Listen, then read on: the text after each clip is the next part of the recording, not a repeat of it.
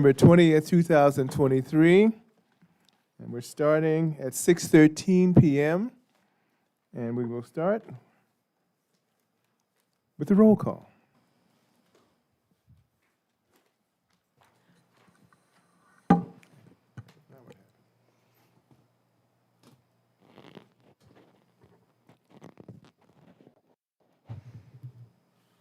Commissioner Lopez? Commissioner Jimenez? Here. Commissioner Gomez? Here. Vice Chair Shively? Here. Chair Hammond? Here.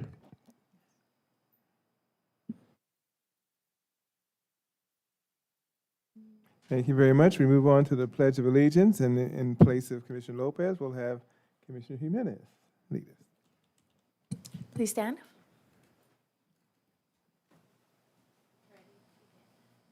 Pledge allegiance to the flag of the United States of America, and to the republic for which it stands, one nation, under God, indivisible, with liberty and justice for all.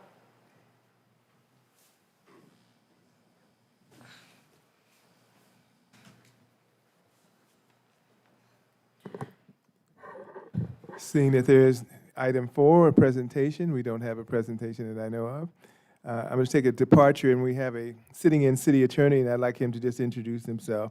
Just state your name to the. I'm filling in for Assistant City Attorney Yesenia Vargas. My name is Payam J. Musafavi. Thank you, sir. So, We didn't get to the previous one. He's just sitting in. Okay. At this time, we come to the consent calendar, Planning Commission minutes for September 6, 2023. Did we have any additions, changes, deletions, corrections?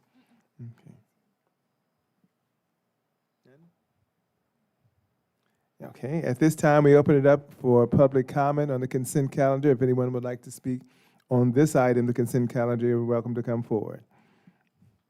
Seeing none, can we get a motion to approve?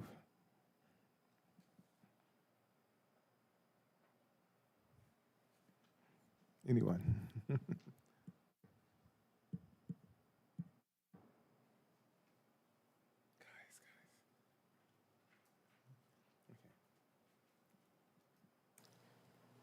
I move. That's Commissioner Jimenez. Okay. And seconded by Vice Chair Shively. Okay.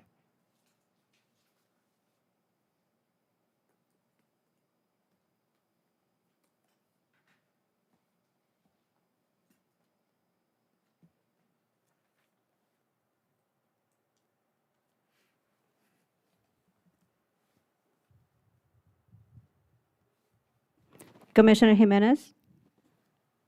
Yes. Commissioner Gomez? Yes. Vice Chair Shively?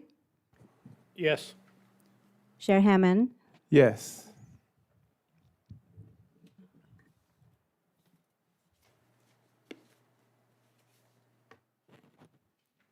With a vote of 4-0, this motion is approved. Thank you very much. At this time, move on to item 6A, public hearing. Specific Plan Amendment 21-05249 and Development Plan Review DPR. Oh, wait a minute, we did have a request to exchange. We had a request, who's Kenneth? Is that Kenneth? Mr. Chair, can Oh, we request the items thank to be you. taken out of order to Yes. hear item 6B before item 6A? Yes, and if that's an agreement with Commissioner, they just want to exchange the places. So item 6A would move to 6B, and 6B would move to 6A. Do we need to vote on that, or we just okay? It's okay? Okay, good. Thank you very much. I was wondering who's going to say it, because I'm saying, okay. All right. Item 6B becomes item 6A. Developmental Plan Review 22-00017, a proposal to construct a 190, I just got this, 2,000 square foot industrial warehouse building on a 9.52 acre site located on the west side of Wilson Avenue between Ryder Street and Placentia Avenue within the light industrial zone of the Paris Valley Commerce Center specific plan. The applicant, Paul Lobold and First Industrial Realty, been requested that this item be moved to a future date, or did we have a date specific? I think the applicant to the next plan commission, I believe it's October 4th. October 4th. October 4th, 2023, thank you. That requested action would be adopt resolution 23-28, adopting mitigated negative declaration number 2386 and the mitigation monitoring and reporting program, and approved developmental plan review 22-00017 to facilitate the construction of a 192,623 square foot industrial warehouse building based on the findings and subject to the condition of approval. We will still go ahead and ask if there is any public comment on this item. You're welcome to come forward at this time. Okay. Seeing none, we'll close that portion, and I don't think we need anything else because we're not going to have any discussion. So we're moving it to the date October 4th, 2023. Okay. We should have an official vote just Yeah, to, vote? To continue? Okay, thank you.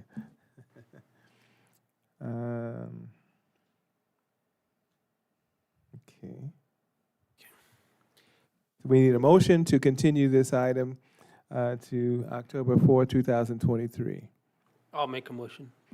Moved by Vice Chair Jack Shively I'll second that motion. and seconded by Commissioner. Mhm.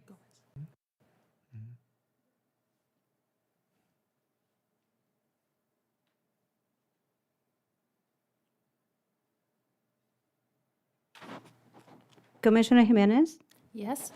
Commissioner Gomez, Yes. Vice Chair Shively, Yes. Chair Hammond. Yes.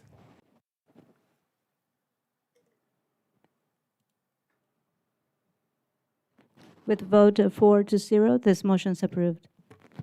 Thank you, Sylvia. Okay. With that, we now exchanges, so now it becomes item 6B, specific plan amendment SPA 21-05249 and developmental plan review DPR 21-00014. A proposal to facilitate the construction of a 300-unit multifamily resident development located at the southwest corner of Ryder Street and Evans Road, consisting of the following entitlements. Number one, specific plan amendment to rezone 14.68 acres from commercial zone to multifamily residential zone, establish development standards for multifamily residential in planning area 22 within the May Ranch specific plan. And two, development plan review for the site plan, building elevations, and recreational amenities. Requested action, adopt resolution number 23-30, recommending that the City Council adopt the mitigated negative declaration number 2391 and the mitigation monitoring and reporting program, and approve specific plan amendment 21-05249 and approve development plan review 21-00014 to facilitate the construction of a 300-unit multifamily residential development based on the findings and subject conditions of approval. Is there any ex parte communications or site visit we want to disclose at this time? I have none.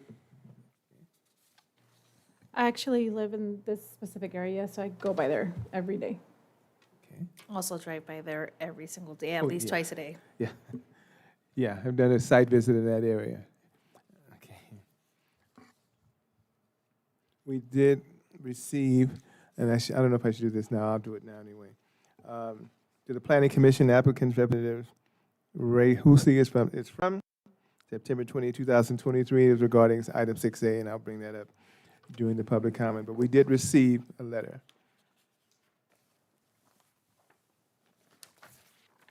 And from Liliana Ramirez on September 18, 2023. And these two, well, we'll bring up probably during the public comment session because it is really regarding public comment. But we did receive them, so we can put it on file that we did. Okay. And with that, you're going to bring it. Ah, a planning director. Okay. Good evening, Mr. Chair, members of the commission, Patricia Bennett, Planning Manager. And as you stated, the project before you today is for a specific plan amendment and development plan review for a multifamily development on 14.68 acres in the Maid Ranch specific plan area. The project site is located on the south side of Ryder Street and west of Evans Road. It is surrounded by single-family homes on the north, east, south, and commercially zoned property to the west.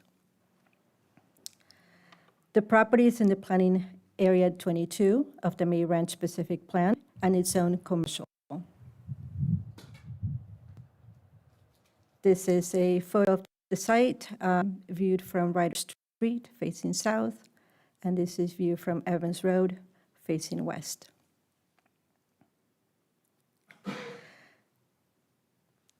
The project consists of 17 detached buildings, 2 and 3 stories in height, totaling 91 one-bedroom units, 167 two-bedroom units, and 42 three-bedroom units.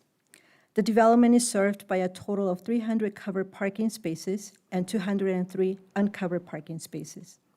The development will be gated, and primary and emergency access are provided from Ryder Street, and secondary access is proposed along Evans Road. Just want to make a correction on this slide that emergency access is for ride out only.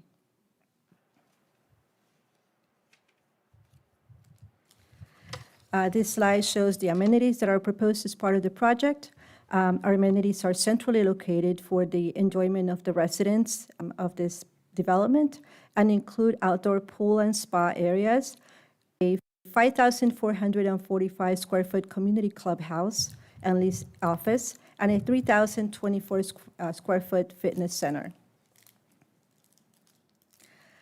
Also provided are shade structures with seating areas and barbecues, grassy paseo and outdoor lawn games, a pedestrian walkway system that connects all common open spaces and recreational amenities. The proposed landscaping coverage is 25.3%, where 15% would be required. The landscape plans have been designed to create a sense of place, screen the parking areas, and soften the hardscape areas. Trees range in size from 24-inch box to 36-inch box. A variety of plant materials are provided throughout the site, and as proposed, the proposed conceptual landscape plans are in compliance with the Maid Ranch specific plan. As you can see on this table, the project complies with all the development standards that are being proposed and also existing within the Maid Ranch specific plan, and also complies with the parking standards, including 60 parking spaces for guest parking. There is a surplus of 2 parking spaces as proposed right now.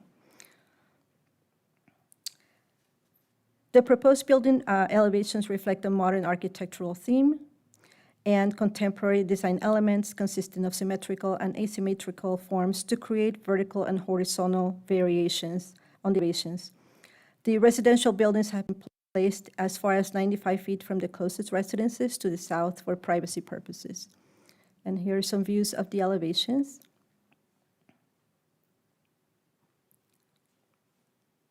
This is the clubhouse and the fitness center building. The applicant conducted a neighborhood meeting at the Paris Fairgrounds Community Room to provide information on the project, answer questions, and seek feedback from the residents. The applicant indicated that concerns regarding the project were addressed and that at the end of the meeting, the residents expressed support of the project. In addition, the applicant also presented the project to the ad hoc committee and has addressed the comments related to conducting a community outreach, providing greater separation from the residences, providing landscaping along the property line shared with the residences, and minimizing views of carports from the streets. In addition, public agencies and property owners within 300-foot radius were notified of the project. Only 1 correspondence was received from a resident in opposition of the project after the issuance of the staff report. The letter and the response prepared by the applicant have been distributed for your consideration. As you indicated, Chair, at the beginning of the meeting, the project does not propose affordable housing, and the necessary infrastructure will be provided to serve this project. In summary, the comments do not raise any additional environmental impacts that have not already been addressed in the environmental document.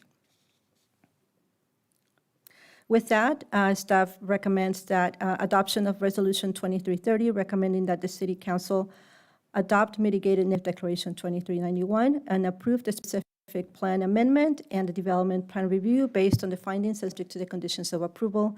That concludes staff presentation. The applicant and their development team is also here. The applicant also has a presentation for the commission tonight. Thank you very much. And at this time, I know we can entertain questions for staff. I know you're not leaving, right? Would you like to hear from the applicant? No, from you. So any questions? I know. Any questions for staff at this time? Either anybody wants to start, or, because I have it for you.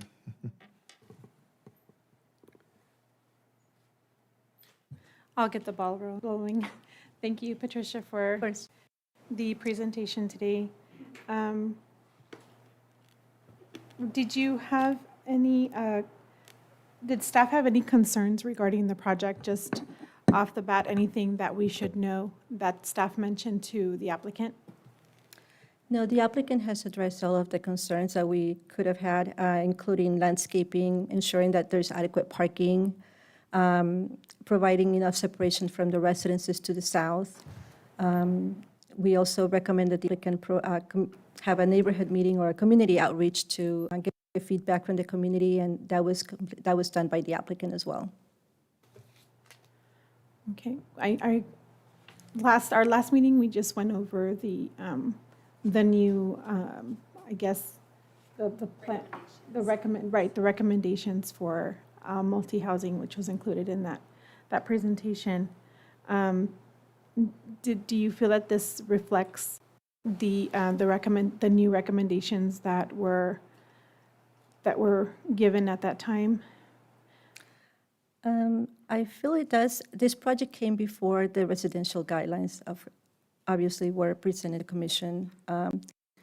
But we work really hard with them to provide that presence on the street, that entrance that provides a sense of arrival for residents or visitors that come to the site, to have amenities being centrally located so it's accessible to all residents within that community, to provide that separation from the residences to the south, like I mentioned, and provide that landscaping along that property line that's shared with them to provide that privacy.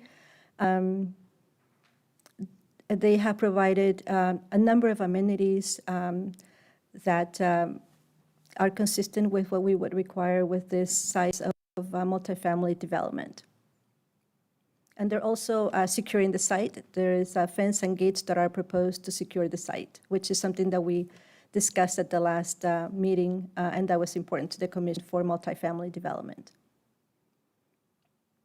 Okay.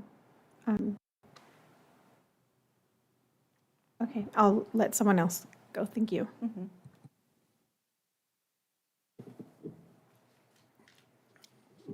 Patricia, can you clarify the emergency exit right turn lane only? Is that only for emergency vehicles to turn right lane only?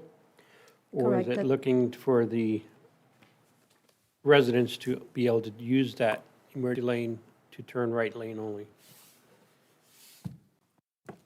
So condition of approval from the engineering department, number 5 indicates that the westerly driveway shall be designated for emergency access only and shall be restricted to ride out only. So that's a condition of approval of the project, So residents can use that as a right turn lane only. correct? Okay. So I apologize, the arrows on the slide are incorrect. Backwards.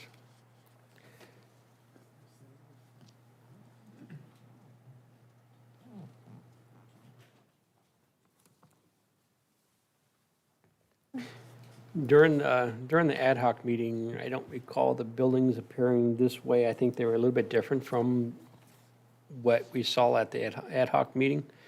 How many versions of the elevations did we do for this project?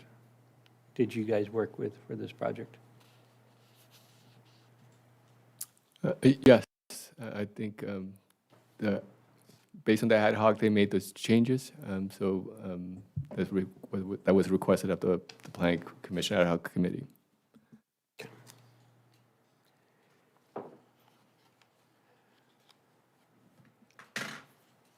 All the residents on the south side are 2 stories, or there's some of them single stories?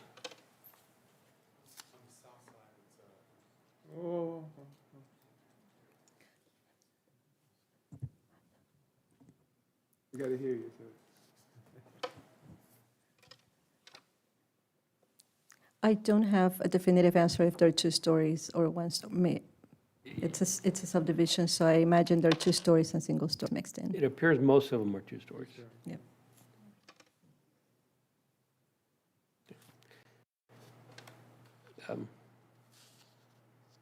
I'll reserve some additional time if need be. Thank you. And for clarification, this is zone commercial, right? Correct. Do you know how much commercial land we still have available in our city to build out?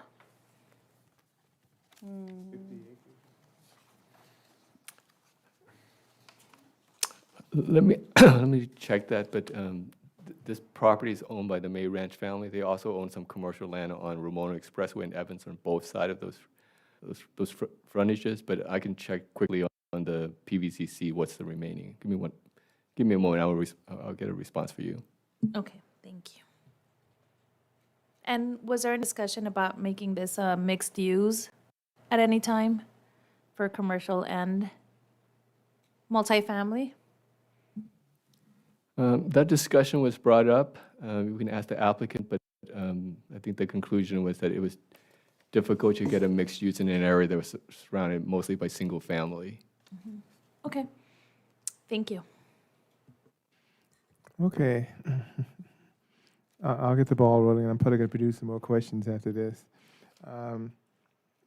I've got a few points, and some may be for the developer. I think we've already, and some may be for the city. I want to start with the perimeter 5-foot wall is just not acceptable. So just take it out 5-foot wall. We don't care. We're not. It's never going to get past this. 5 feet is not enough for protection and security. So don't even think about 5 feet. The other thing, and this is an issue too, visitor parking on the map does not designate it anywhere. So we need to know on the map where's the visitor parking. There's 60 spaces, but we couldn't tell you on the map, site plan or anything, where these 60 spaces are. That's question number 2. Number 3, and this is for Mr. Lopez, Commissioner Lopez not here. Solar on top of the carports, not discussed at all. A major issue in California, we like it or not, it is one of those issues, and that could be one of those things that in consideration is solar on top of carports, like you see at Paris Valley. Paris High School, like you see most of the places now, even the city has solar panels on top of the carports. A consideration, that's something for the developer. Now, here's the other issue that's a legal issue. If you look at the site plan map, and you look at the amenities building, which is the office building and other things, there's no identified handicap spaces. That's a non-starter.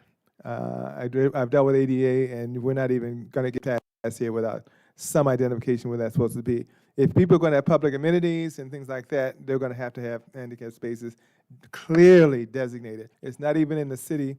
In the city staff report, it's not designated at all how many spaces there would be, and that we need to have that designated on a plan in every space, not H on top of the building, on the street, in front of an amenities building, you have to have it. And they're vicious at ADA, I'm just telling you right now. So that's one of those things that is not on this sheet and should clearly be identified and should be before we even get started on this one. And I'm bringing out things, and I'm just bringing out things for the commission and other things about. Another thing, palm trees are another non-starter. Let's get rid of palm trees. Canary Island pines are better. There's some other choices.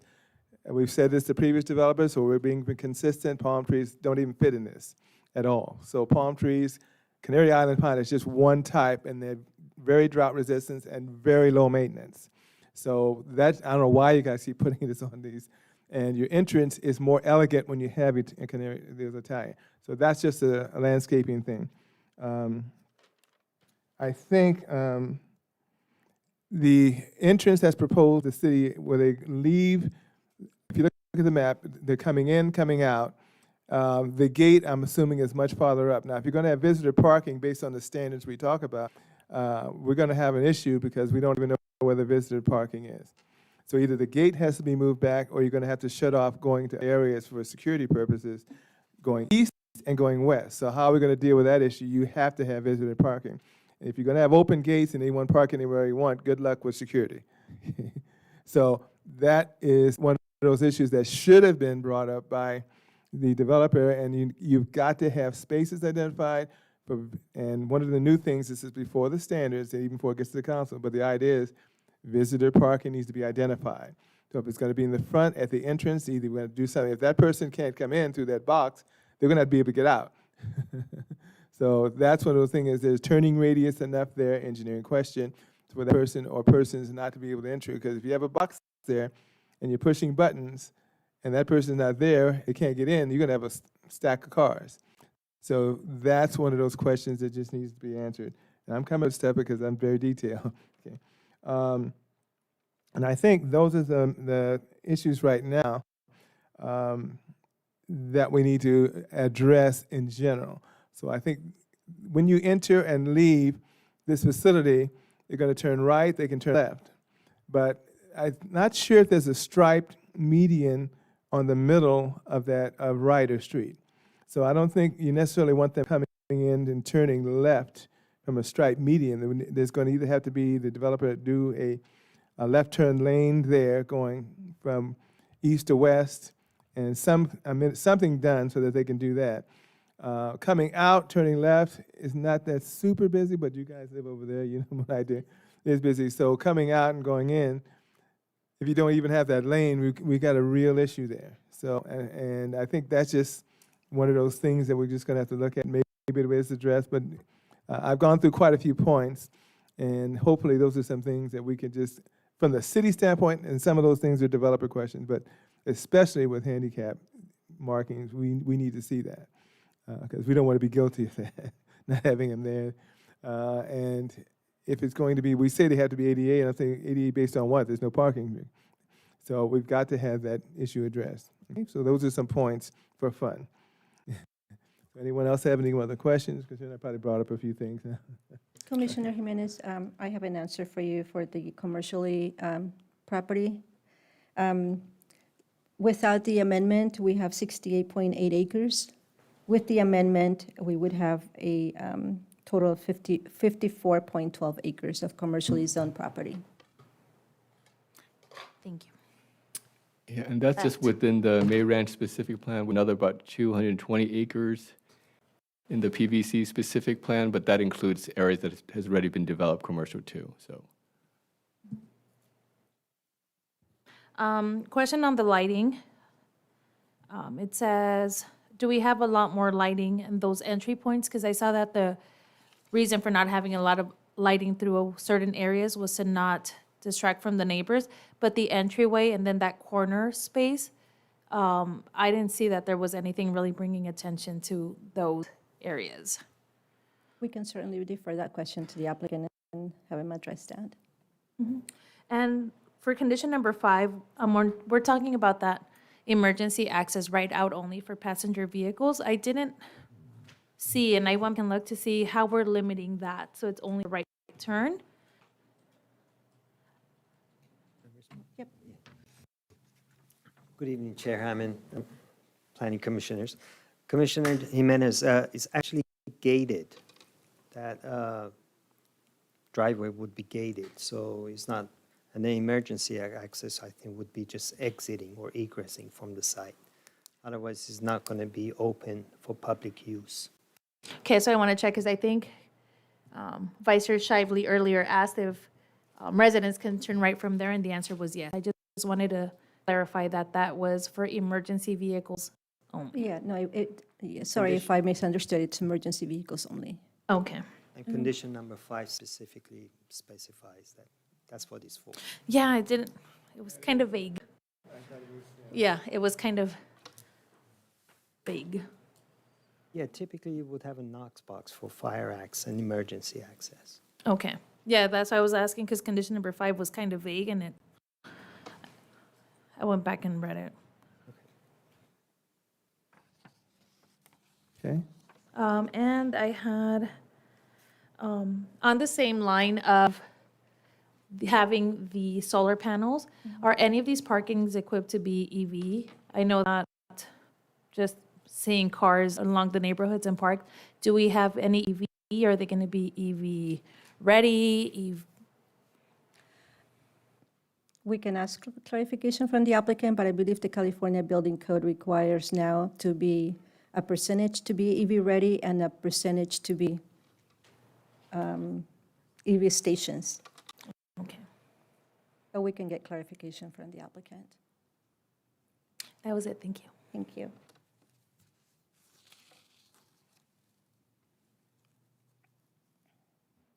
No, I have questions for the applicant, but not for staff. Thank you. We have one more question. Yeah, sorry. Did we do a traffic study? Because I do live in that area and drive down that street every day, so I know how busy those cross streets are and traffic flow. So there isn't a right turning pocket. That's correct. No, there will be. They will have to modify the striping on that. This driver will accommodate a full turn movement. A Okay. focused traffic study was actually conducted, and signals or controls were not warranted at this time. But the striping will be reconfigured to accommodate the full turn movements. Do you know the distance between Evans and the driveway?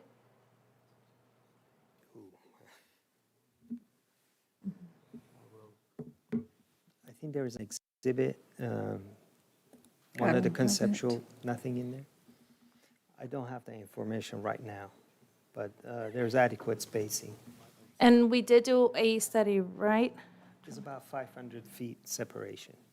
Okay, and we did a traffic study because there's no signal or stop at it at this time. So cars that can travel eastbound, westbound, make a left turn into the community on top. The people can be trying to exit and make a left. So there's a lot of motion, turning motions and interactions in that corner. Correct. The focus study was conducted and analyzed all the turning movements. Can you tell me what a focus covers? So specifically on this intersection, with all the movements and turning movements and everything to that effect was analyzed. Do you have the times and days that it was conducted? Because traffic is, Yeah, they do the volume, traffic volume at peak Yeah. times. because people could turn left to go into that top neighborhood. They could turn left coming down to here. They're going to be able to turn right, left. Like there's a lot of, Yeah, and Turning. or go straight through. and also go straight through.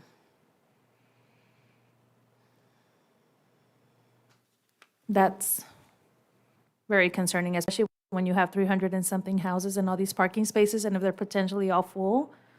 And they have the other point of access on Evans as well. Yeah, but that's right They're only, right? limited- yeah. I think- right in, right out, that point of Yeah. access.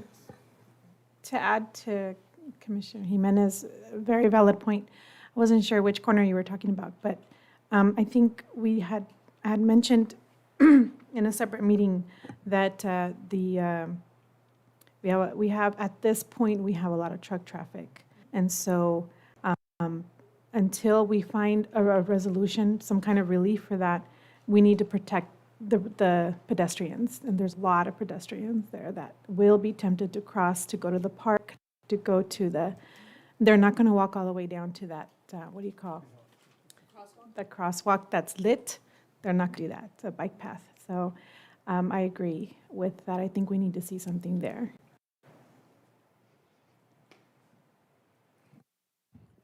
Would it behoove us not to hold this thing, but would it behoove us to look, and we know the traffic signal, I know that wasn't going to be one, but since you're coming out, going left on a major street, to do a consideration of stop sign at least coming out, and I don't, if it's a left turn lane, you're turning left to go way on the rider without anything to stop it. So at least a consideration of reviewing whether or not there needs to be something there. I know it's mid-block, but they move kind of fast on rider.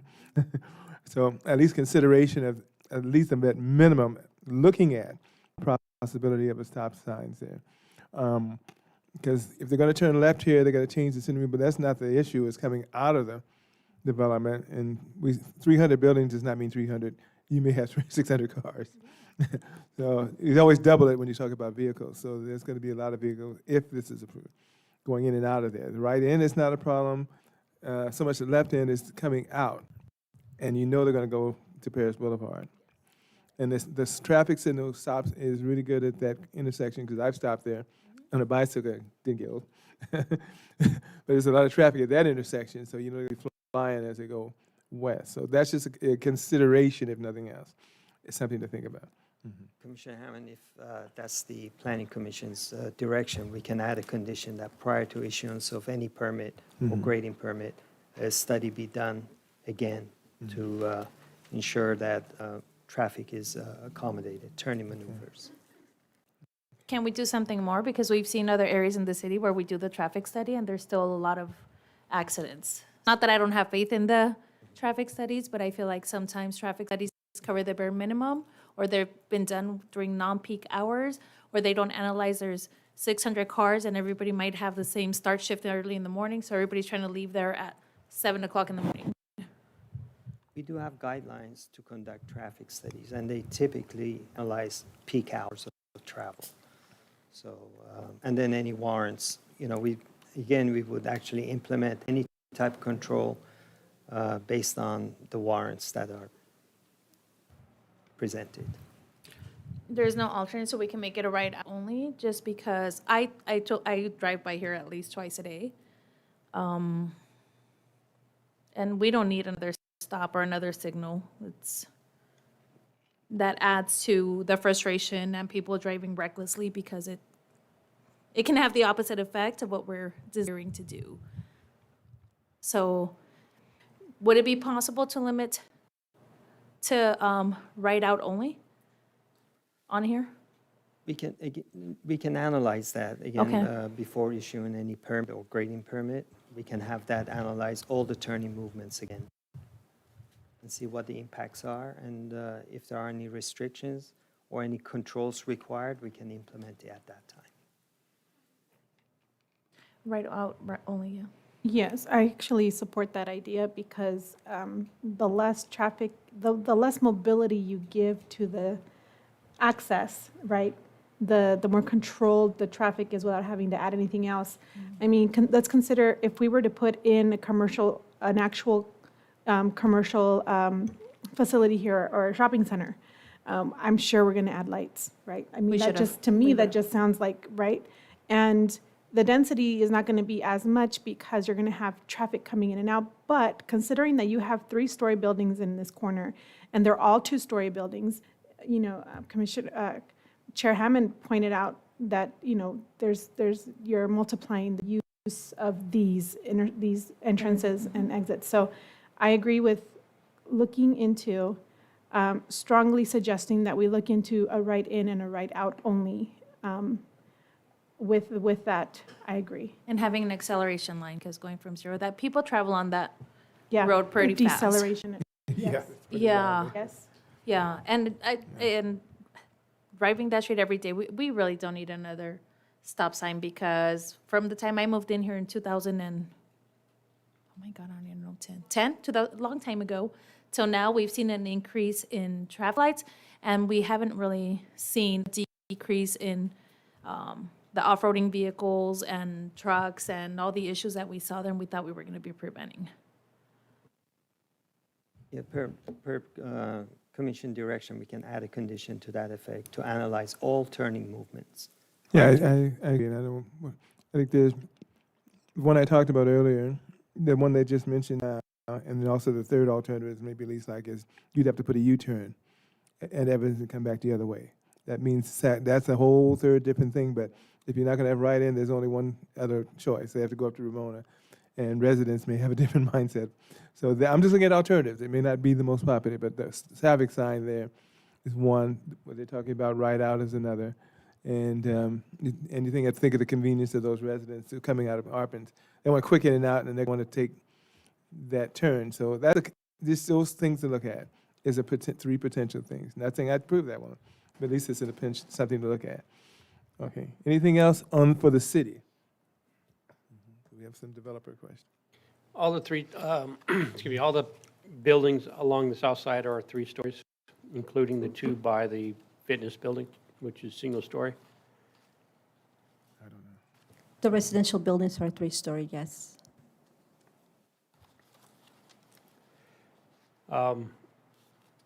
My concern with that is that the residents, might have an issue with being stories behind them when they're only 2 stories.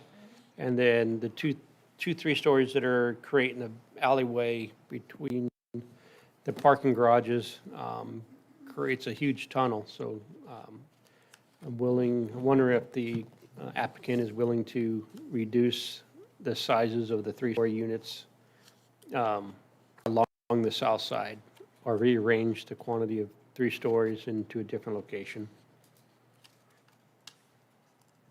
That's a big question for the applicant. Yes. One more question for city staff. Well, for John.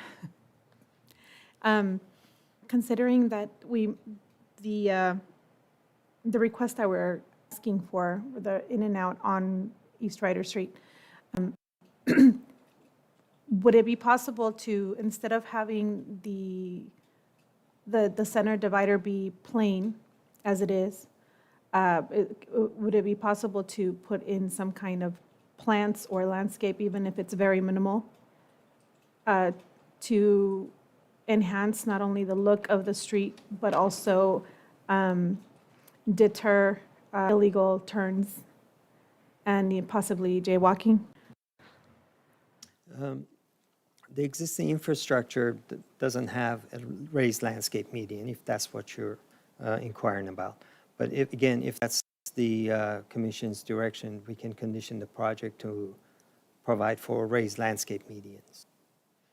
But if we're going to have turning movements, of course, especially on east of that main driveway, then by the time you put the turn lane movements, you won't have enough raised median. It would be basically just the nose, what we call, in that stretch of it.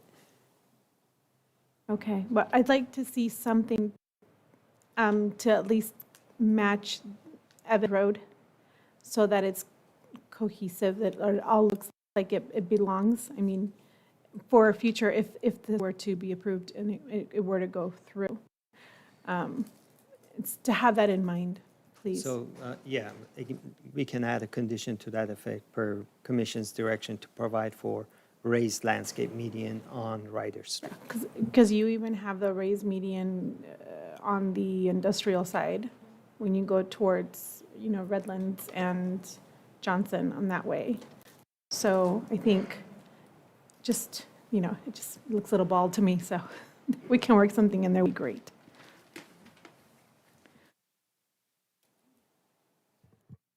Anything else for cities? Just in a quick example, if you look at, go back to the previous screen. Thanks. If you look at, you see where building 2 is and you see where Ryder is. That's an example of a left turn going north. So you would have that left turn lane and then you have the through lane. So if they were going to put a left turn lane on the other side, it would look like that. So the median is like middle of the block is that long stretch where it could be a median going west if you look, and then that would be the same thing. You'd have to have enough space for the left turn. And then from the rest down to right, then you still have another left turn there. So it would have to be in between there, so it doesn't disrupt the left turn. So if that would be the case. I'm not an engineer, what's the matter with me? But that's the concept. So if you look at that left turn going to that northern one, that's how much space you would need to do the left turn. And if it's going north of there, you'd have to have a left turn. There couldn't be a median there. So you'd have that space, whatever, 100 feet or whatever, because the left turn goes on to Evans. So you can't block that. So it would have to be in between there. And it would be something that would be consistent with the whole street, Ryder. So that's the thought, just a thought. Okay? I just want to note for the landscape median, it only exists on the west side of the Paris Valley Storm Drain Channel in the industrial Yeah, area. yeah. Everything on the east side, just for your knowledge, everything on the Yeah. east side is striped median. Yeah. There's also bicycle crossing, I think, there too. I know, I tried. I tried and didn't get Right. killed. You're right about that, Kenneth. I think we missed an opportunity there with Ryder. Because we drive it every day and it's, We wish there were- was a little more there. But Focus a lot on Evans Road. 'cause Yeah. The city kind of did the Evans Road and that kind of, okay. Okay, Any more questions for staff at this time? Just one point of clearance, if I may, please. Mhm. So Commission's direction is to provide raised landscape median along the entire frontage on Evans Road. On Evans? I'm sorry, Oh, on Ryder okay. Street. Where possible, where it does not interrupt the left turn Correct. in the northern, yeah. Patricia, can you turn it to the 3-story floor plans before you leave? Of course. You want to go back Yeah. and see that? Yeah, okay. The floor plans? Oh, the floor. I don't think I have the floor plans here. I looked, Oops.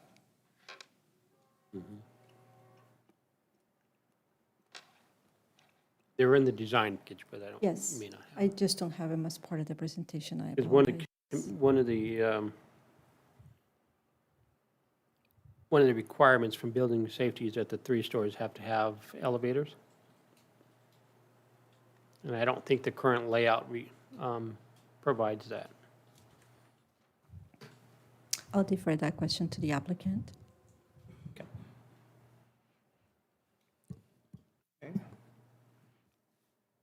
Any more for city staff? Window board? Oh.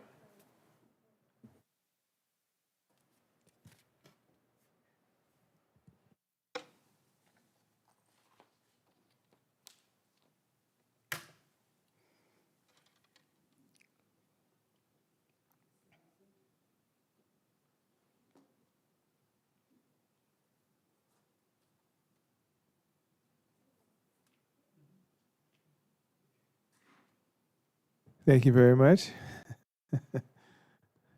We should take a break for now, right? Now, what we've all been waiting for. If the applicant, I know. You sure you want to come up to that?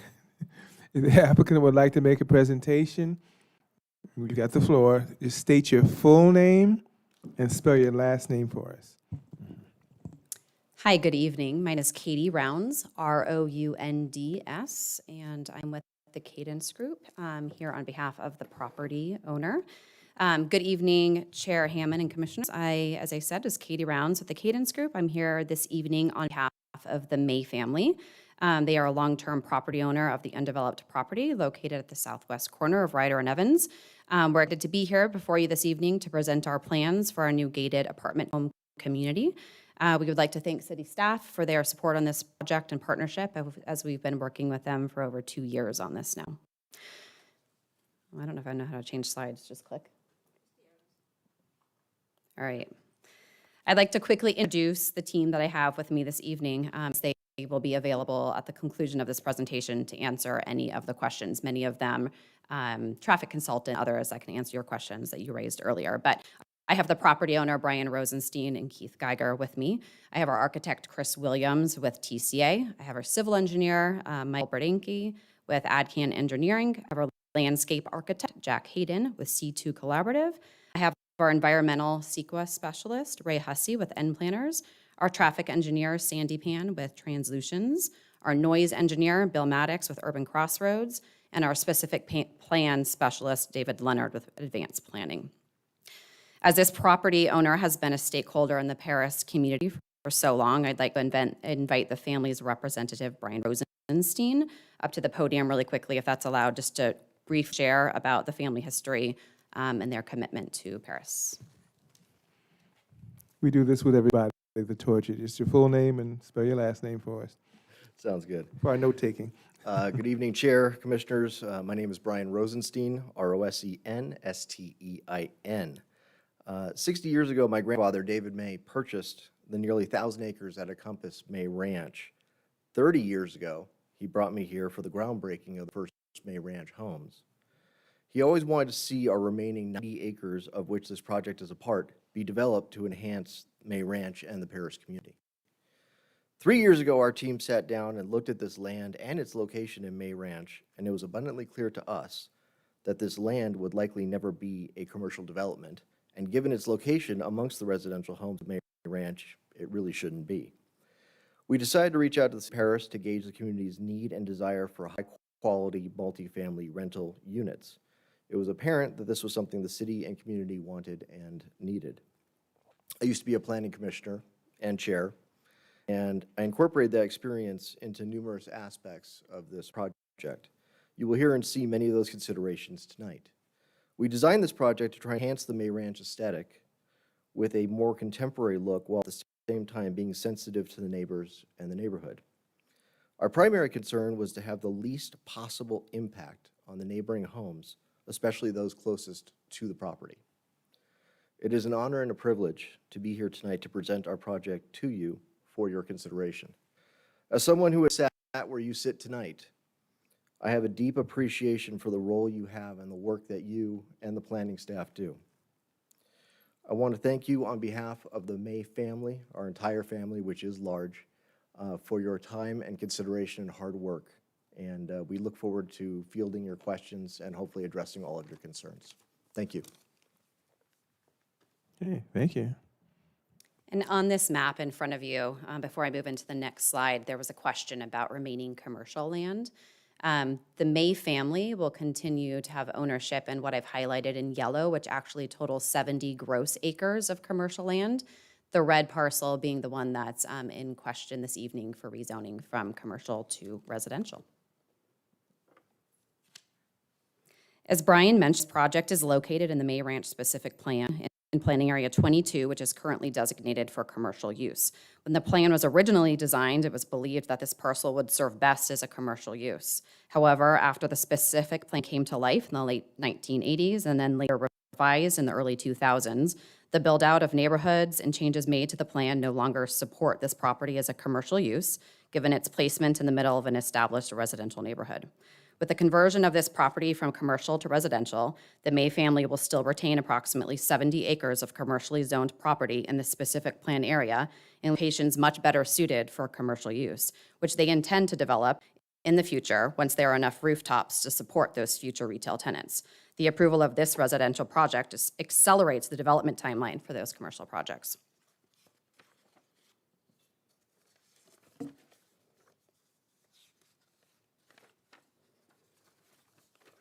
As mentioned before, this project will be located at the southwest corner of Ryder Street and Evans Road in the currently undeveloped parcel totaling 14.68 net acres. This project has residential homes to the immediate south, residential homes across Evans to the east, and residential homes across Ryder Street to the north. To the west, the land is used by Southern California Edison and the Paris Valley Storm Drain, creating a natural barrier between our project and future developments to the south. On this slide, you'll see a wider pulled back perspective of the site plan, of the site location placement in the overall May Ranch specific plan. Our request before you this evening, as was mentioned by staff, includes the approval of which is now going to be the fourth amendment to the May Ranch specific plan for rezoning and development standards approval. The approval of our development plan and mitigated negative declaration showing no impact or less than significant impact with implementation of the project design features and mitigation. The May family is committed to continuing their long-standing involvement in the city of Paris and intends to be a long-term owner and manager of the properties they plan to develop in Paris. As part of this commitment, our team provided preliminary project design information to all property owners within 300 feet of the proposed project prior to finalizing the design with staff, so we can incorporate any of their comments or suggestions. As a follow-up to this letter, we also held a neighborhood meeting that any property owner within 300 feet were invited to. The outcome of these letters and meetings resulted in acknowledgments in support and excitement for the project, as well as some concerns about the impact of new development that we believe was addressed once neighbors understood that a residential project was a better fit than a commercial project, which it currently is by right. Additionally, the May family has joined the Paris Chamber of Commerce and has sponsored 2 of their recent events to demonstrate their commitment to the business owners of the community, that we are here to support their growth by allowing additional residents to live and work within the city of Paris through this proposed project and future developments.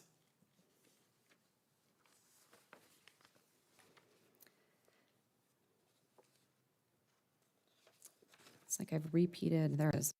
Kept repeating the first page of my notes.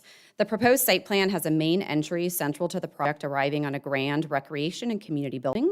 Connected to the recreation and community building are 2 open space paseo areas that link each side of the community, focusing on pedestrian movements and connectivity within the community. Interwoven throughout the community are typical parking and vehicular movements for easy access to all units, but screened from the street frontages. All buildings facing Ryder and Evans are oriented with their front of their building facing the street to further integrate into the single-family home community. While the community will be gated, we are including open metal fencing around the northern and eastern street frontages to become part of the existing community and screening ourselves from it.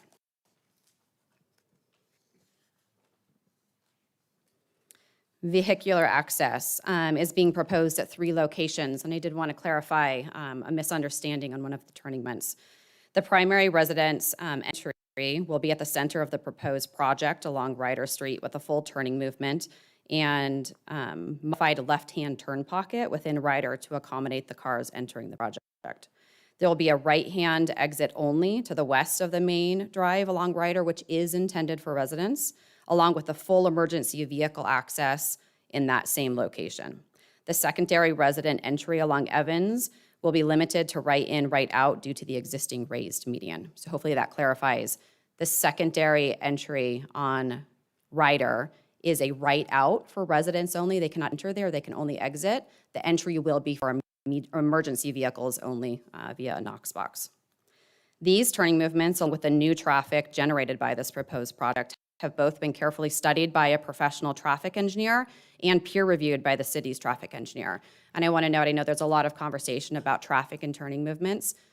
We have worked on these technical studies for 2 years now with staff. They have been peer-reviewed by the city's traffic consultants and have been approved with the proposed project and mitigating measures incorporated as part of this project.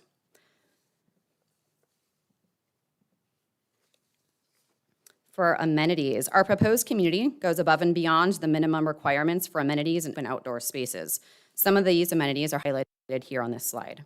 Upon entering the gated community, you're greeted by a beautiful clubhouse and leasing office that will incorporate multiple community gathering areas for family events and community gatherings.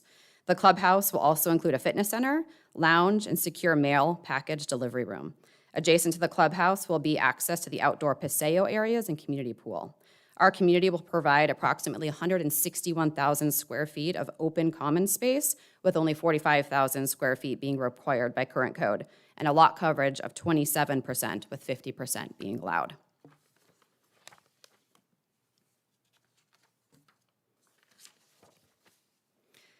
Flanking each side of the clubhouse, you'll find 2 grassy paseo areas. The western paseo will include a children's play area with shaded seating area for parents, open picnic-style tables for outdoor family dinners, and a large open lawn area that can be used for outdoor yard games. The eastern paseo will include bench seating under shade trees, a shade structure with movable furniture for family gatherings, a small gated dog park, a second open lawn area for outdoor games such as bocce ball and cornhole. And those games will be provided by the management staff on site for checkout at the community center. The community pool and hot tub will be located directly outside of the clubhouse for easy access during family parties or events. The pool will include a selection of varied seating areas, inviting both adults and children to enjoy. Residential units. Our community will incorporate an arrangement of 2- and 3-story buildings, housing approximately 300 new apartment homes with a mixture of 2- and 3-bedroom options, with 1 bedrooms making up about 30% of the units, 2 bedrooms making 56% of the units, and 3 bedrooms making up 14% of the units. It was designed intentionally to situate the 2-story buildings along Ryder and Evans to further integrate into the single-family home community, with the 3-story buildings being implemented towards the center and rear of the project to fit seamlessly into the surrounding neighborhood. Preliminary colors and materials. This board, I know, has been circulated amongst commissioners this evening. We're following what we call an Argarian architectural style, which is kind of more modern farmhouse, which has a modern, organic, and comfortable aesthetic. You will see varied roof lines, high contrast colors, and a mixture of varied building materials, including metal, siding, and stucco. Each building will have a complementary but unique variation in the architecture to further enhance the product, define each apartment home. The sample floor plan, I know there's multiple floor plans, just highlighting one. The interiors of all of these homes will include open floor plans, private outdoor patio space, walk-in closets, a mudroom style drop zone, spacious kitchens with an island, and units are going to be ranging from, at the smallest, 811 square feet to up to 1,345 square feet, with the average unit approximately 1,017 square feet.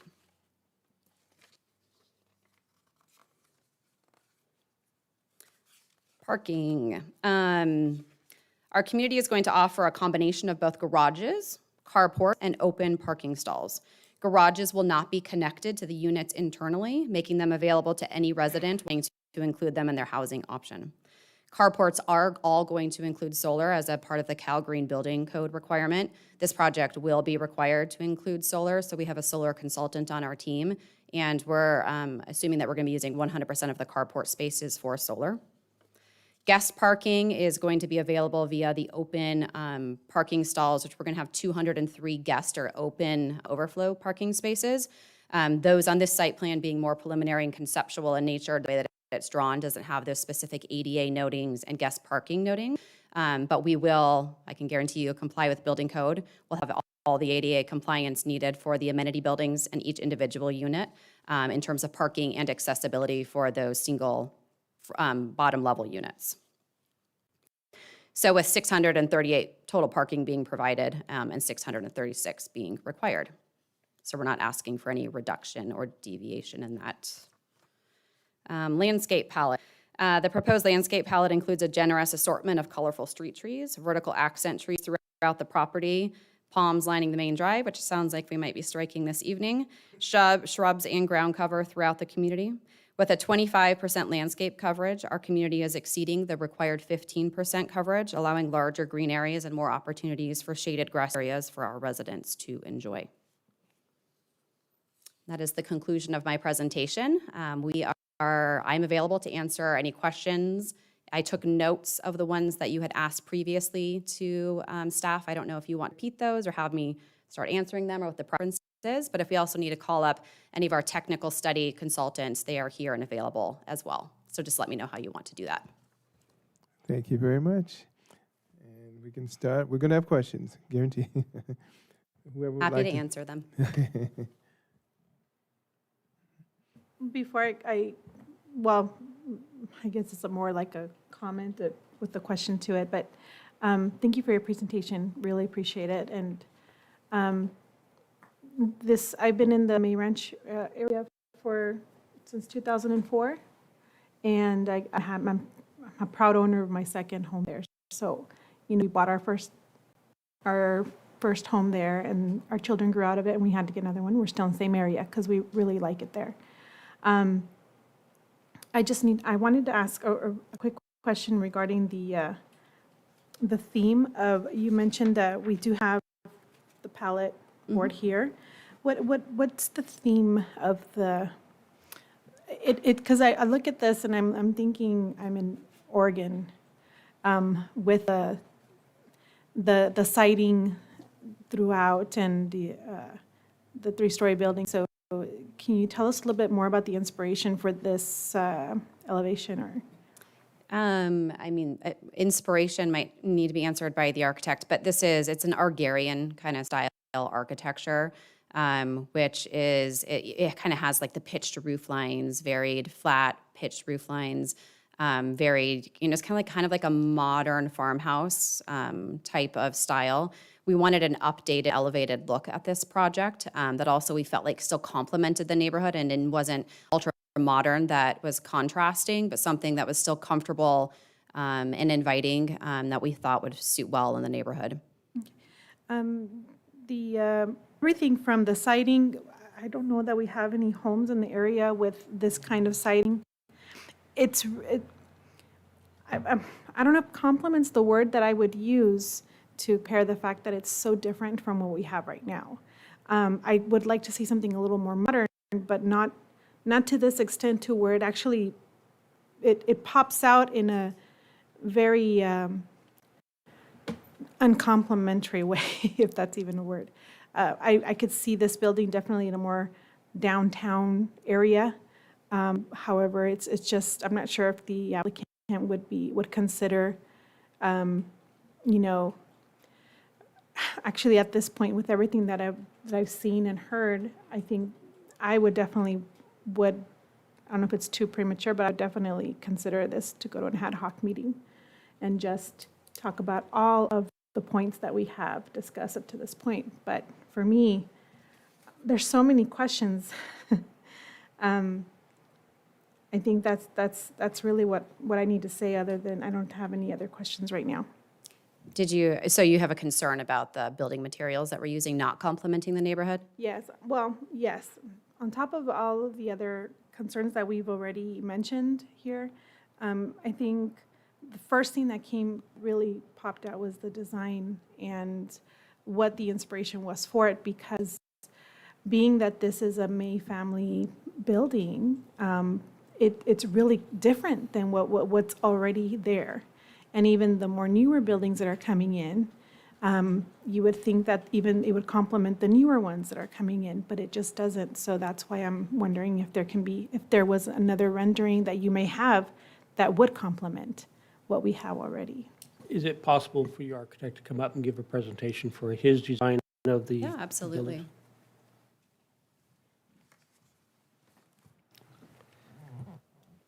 Yeah, we went Oh, back. just do me a favor, the routine. State your full name, All right. spell your last name for us. Chris Williams, Williams. Yeah, we went back and forth on the architecture quite a bit, but what we wanted to do is we arrived on the agrarian theme because we thought that it did fit well within kind of a ranch-inspired community. Also, the pitched roofs, we wanted to make it feel like somebody's coming home, where a lot of the architecture today, you're just getting the flat roofs, parapets, and with this type of architecture, you get the pitched roofs, you get the buried materials, and we're doing the cementatious siding on the side of the structure, and in combination with the stucco to kind of give that feeling that you're coming home. And then also, we were using some colors that were more of an agrarian type of feeling as well. But, it's too easy to go back and just do, flat roofs. But it's actually more expensive to do the pitched roofs on the structures.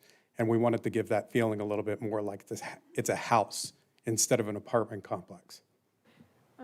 I'm sorry if I led you to believe that I'm focused on the roof. It's not. The roof is actually not bad. I would use shingle. I would definitely go with more of a, what am I looking for here? The tile shingles, which would be more complementary. And there's so many designs nowadays. It's not just the oval shaped, half moon shaped shingles anymore. There's a lot of styles, but it's Spanish. But it's not the roof itself. It's just the siding.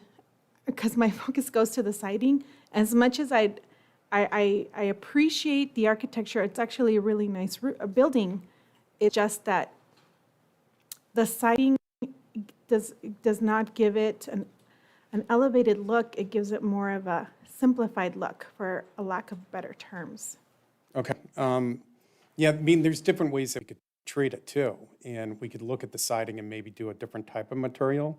Or we could even treat that siding in different areas of the structure, or even do a little bit more stucco or a different type of stucco or color blocking.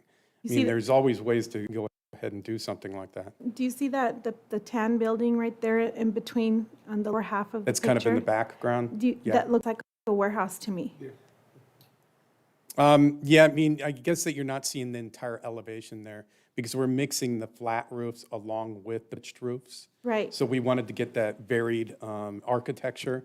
We could have easily come back and just said, hey, just a roof going straight across, but we did want to vary that architecture quite a bit. So we give different types of height and movement on the structure. For us, coming home in this area, with more trees and more landscape.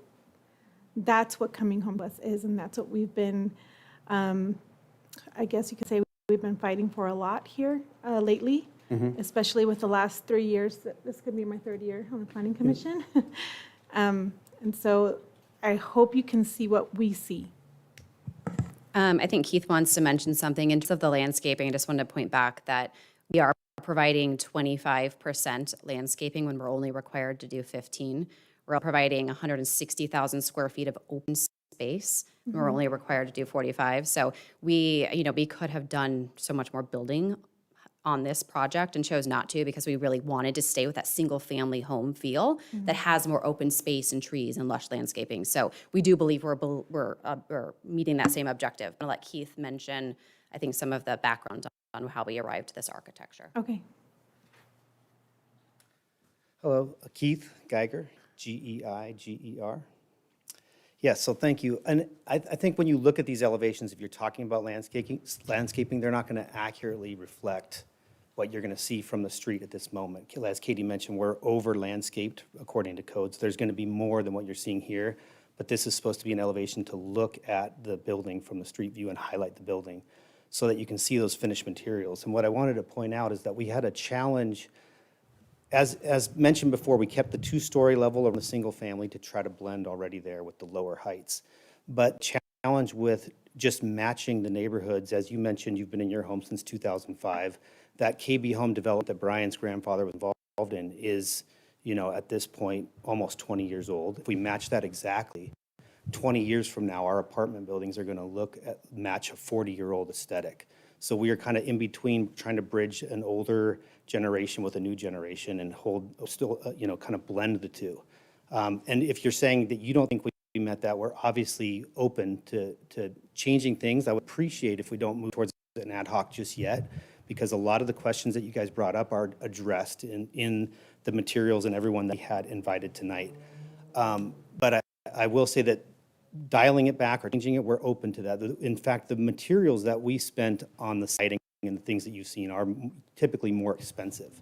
So it's probably only going to help our budget to dial some of those back. So I just wanted to point that out. Not that, we are open to changing it, but we were trying to create a sense of place and home where we had the pitched roof, we had the balconies, we had the windows facing the street, and it is two-story to match the single family. So that is the theme of how we started and how we went about this. That was one of Kenneth's first comments and the mayor when we spoke to him about this project. Make it blended with the single family, but don't make it exactly the same. Right now, I grew up just on the other side of March Air Force Base in a Richmond American tract home development.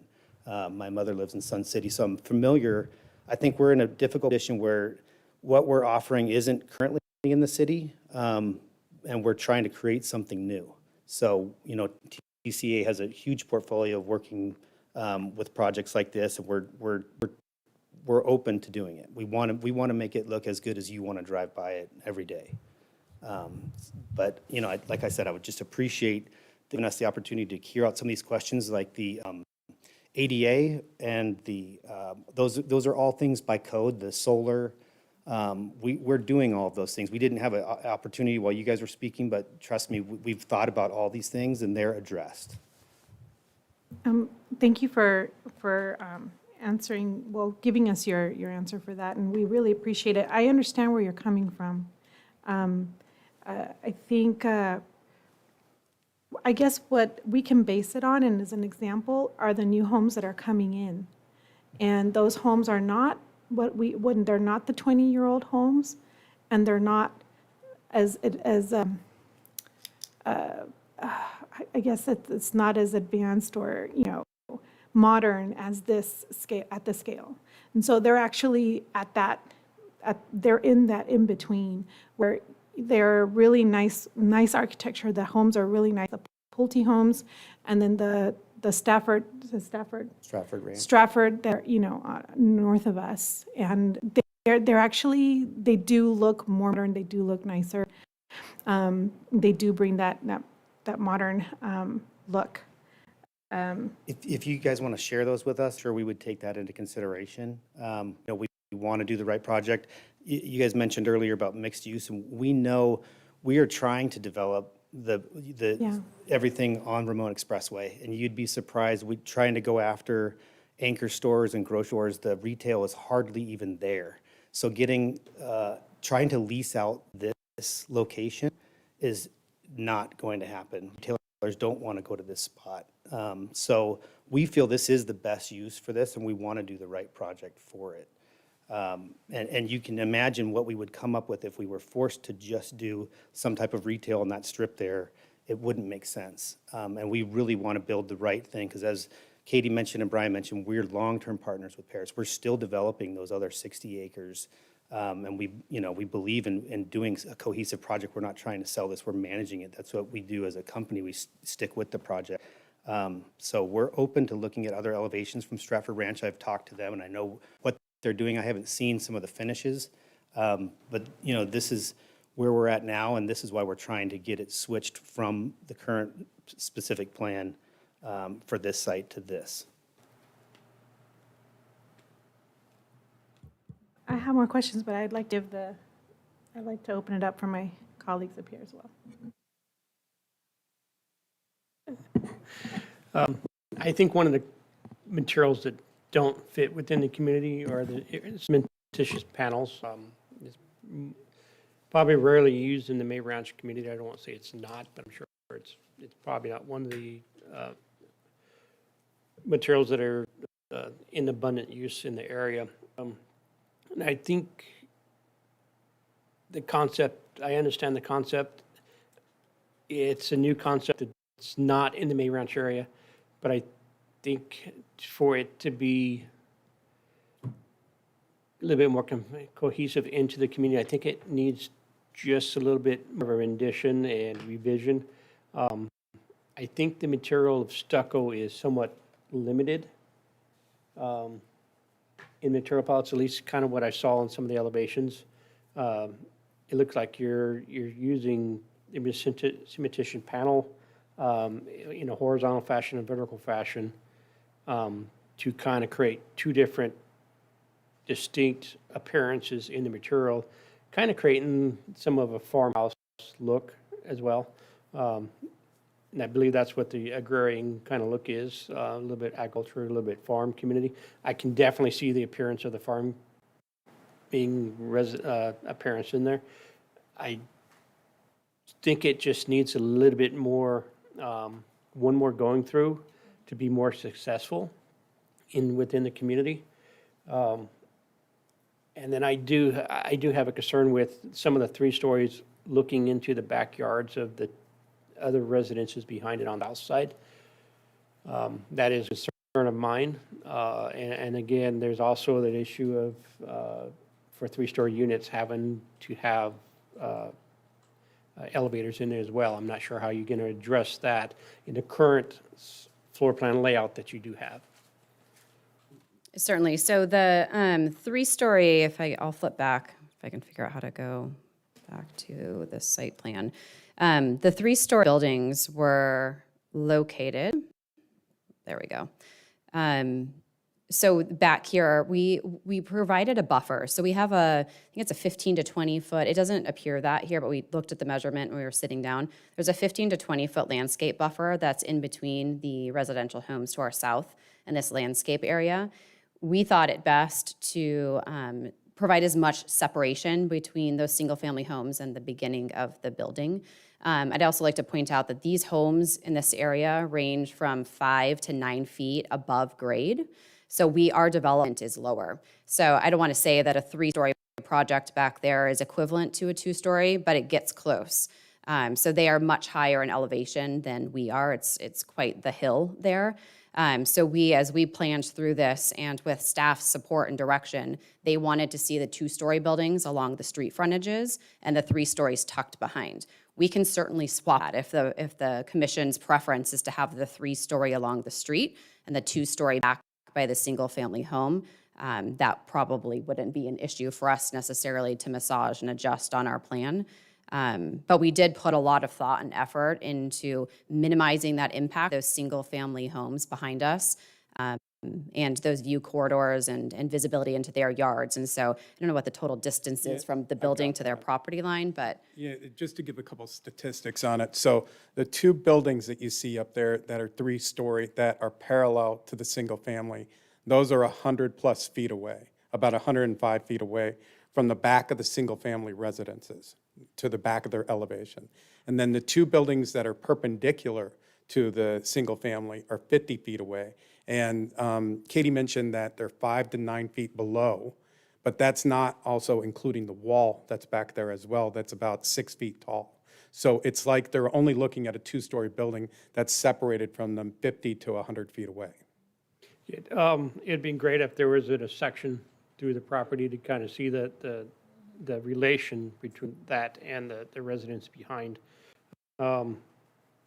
If I see the dimension actually looks like it's probably 60 feet, 65 or 68 feet between the building 200 that are running parallel along the building, along the property line.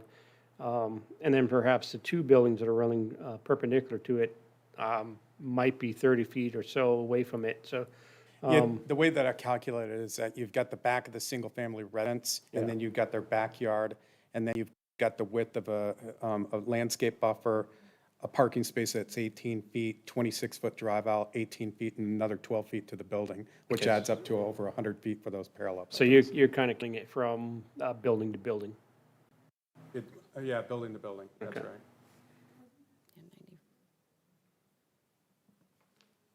at 95 feet. That's 95.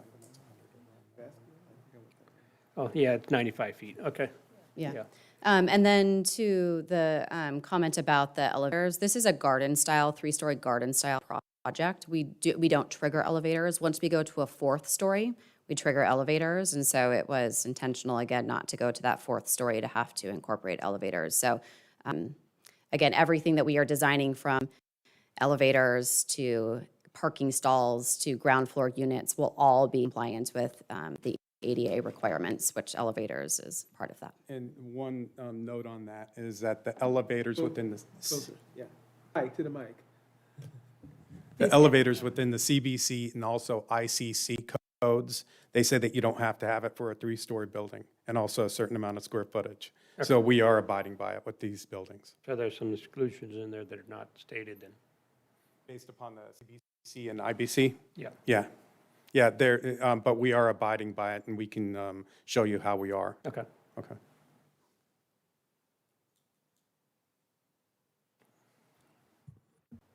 Can we go back to the right turning where you said the confusion where somebody said yes and it was a no, then it's a yes? I had a question about how we're gonna restrict, so it's only a right turn out. Sorry. State the question again about how that right-hand turning movement's going to, sorry, restate your question. Yeah, how is it gonna be restricted? So that I think, oh yeah, speak do you on know that. how that's going to be? Yeah, so the way that we treated it is, I'm not sure if we can zoom in there, but if you're heading east on Ryder, there's a right turn. You can't take a right turn in there because we basically made it a right angle. So you can come out of the community and you can take a right turn. So you can see that it has a radii there. We're also going to be providing signage there saying that you can't come in, and then there's a gate. And it's also only 20 feet wide, so it's wide enough for a fire truck just in case they need to come through there and take a big swing into the community.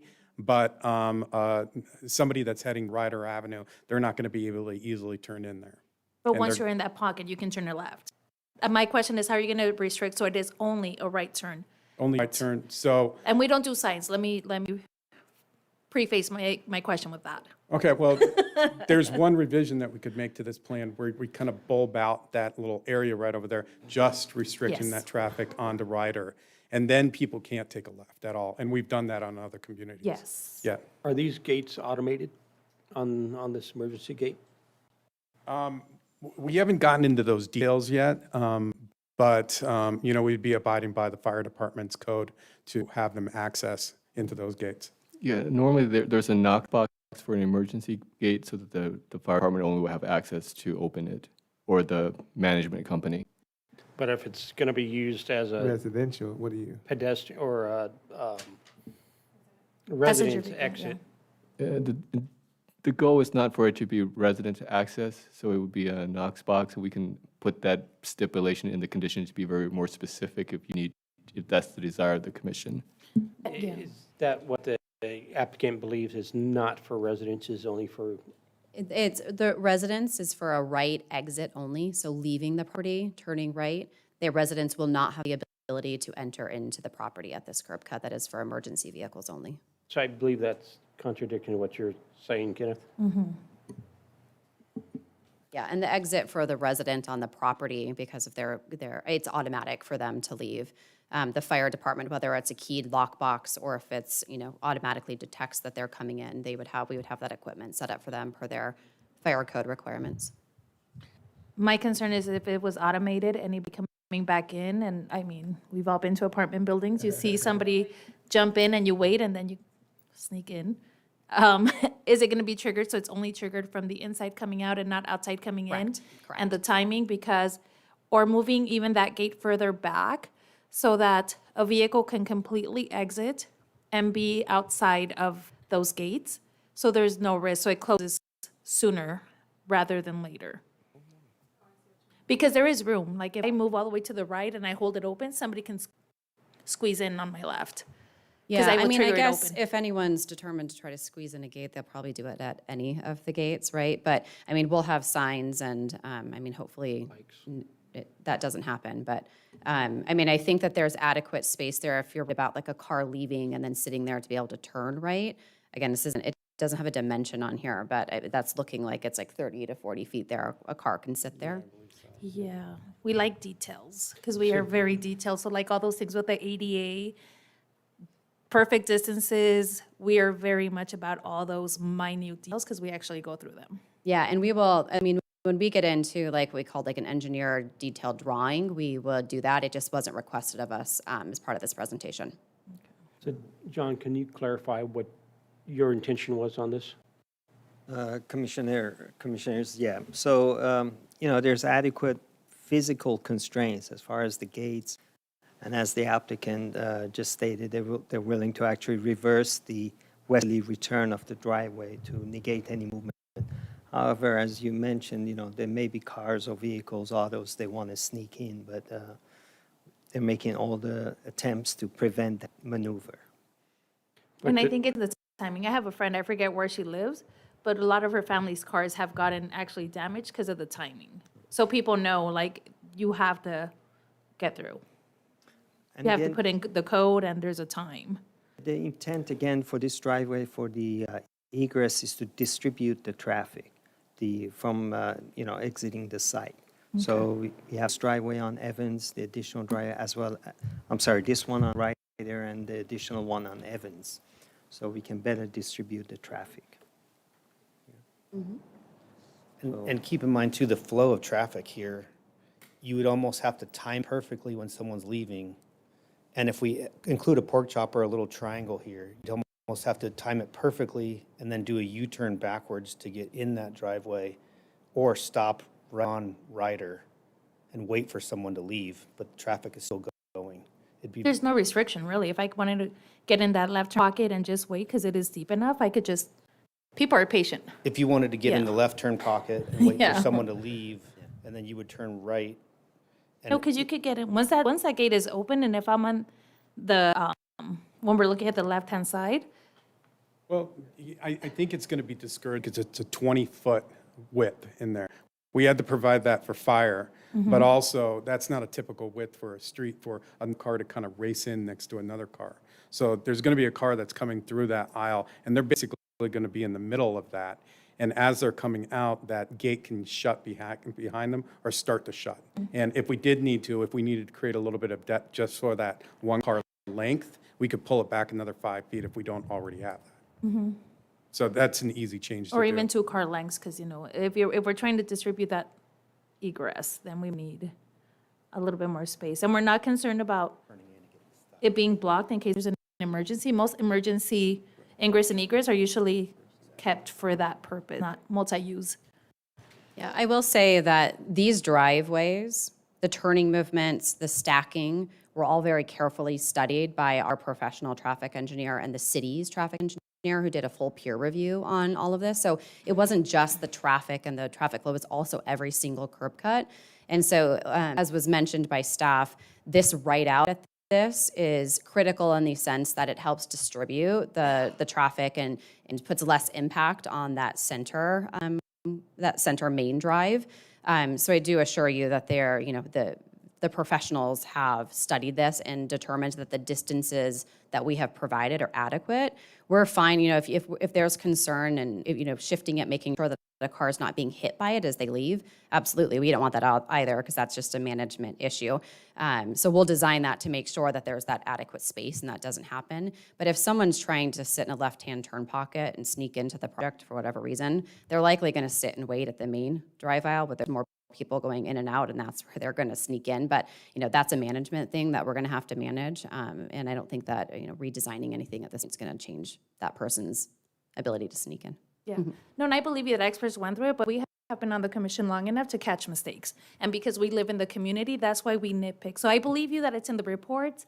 I didn't get a chance to read through all the reports at this time. So that's where we make sure we're clear, because we don't want to move things forward unless we know exactly what it is, because our community will come talk to us. Yeah, absolutely. I believe that all of the technical studies were provided in the staff report, and also the supporting documents for the environmental documents that the mitigated neg deck that we did as well. So, Commissioner Jimenez, we can actually, at design stage, we can accommodate, make sure we have added stacking so that the gate closes before hitting any vehicles or autos or. And we'd be happy to accept a condition of approval, that can be added in there that requires us to work with staff to ensure that that area, that dimension is, adequately provided so that doesn't occur, because we don't want it occurring either. So I don't think we want to encourage a stacking space for people to stack there, but I know that there's a requirements for the fire trucks to be able to park in that area so before they can open it with Knox box and stuff like that. So that's the requirement that I should be set the precedence of what's needed. My only question is to John is, there's not really a right turn in curb cut for this particular area. Correct. By reversing the curve, right now it's, again, to accommodate emergency access. If fire trucks want to get in, this will make it difficult for them as well. Yes. Unless we restrict this access to emergency access only. That's it. That's what we were looking for. Yeah. Yes. That's what we were looking for. The conditions can reflect that this driveway will be restricted or used only for emergency access only. Can I have the traffic engineer come up? I think that he just wanted to make a point. Is that okay? Yes, but before you do, Okay. I just want to point out, we understand and respect the professional findings on every single study that's being done. We're not here to challenge it. We're just here to understand it and then let you know what our city needs, okay? This is a very unique little town, and we have a very unique demographic, different types of drivers. And so this street is not just a residential street, which would probably accommodate the type of entrance that you're offering, and that the studies prove would be able to alleviate the ingress and the in and out of this apartment complex and relieve that stress. What we know is that we have a very multi-use street here, and we're challenged with trucks all the time, with the trucks that are not using their truck routes, and we're small businesses where there's different kinds of vehicles as well, and it's just a very fast street also. So I just want to make it clear that in communicating We're not challenging what the studies bring and the professionals. We're just trying to find that common ground to what our city needs and what you're proposing. Yeah, understood. And hopefully, I think if Sandy Pan wanted just to mention something, he may be able to help bridge that gap as Yes. well. So I'd If we invite him. could, if we could, can hold that, we would like to take a quick 5-minute recess, hold the thought, if that's okay with our commissioners. We, for obvious reasons, I don't want to mention it, but we 5-minute break, no more than 5 minutes. So Sounds we'll good. come back to you, we promise, we'll come back to you, keep your thought, yeah. Nature calls is what I'm trying to say.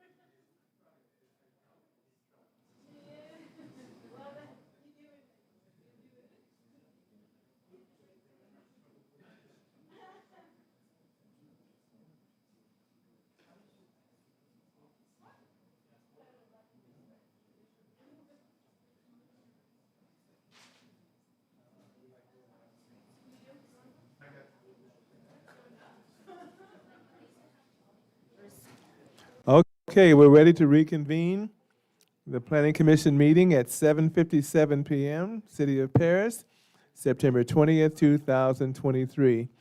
And we can pick up right where we left off. Look ahead, a speaker coming up. Okay, you ready? So I think we left off, we were going to have Sandy Pan, who is the traffic engineer. Go ahead and speak. Last name for the, Good afternoon, good evening. My name is Sandeepan Bhattacharjee. Last name goes on forever, Bhattatacharjee.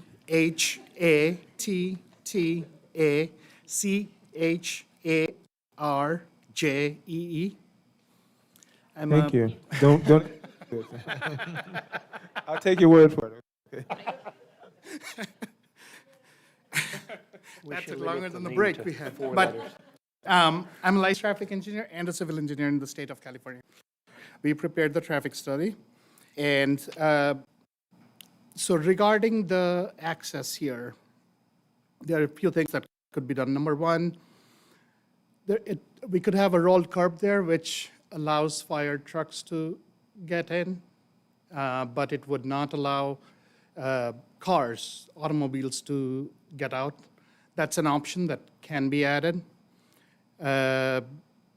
But, you know, for a car trying to make a left turn into this driveway to come into the project, so they're coming from the east, and they will see the main driveway. And again, I'm assuming these are mostly going to be the residents who live there.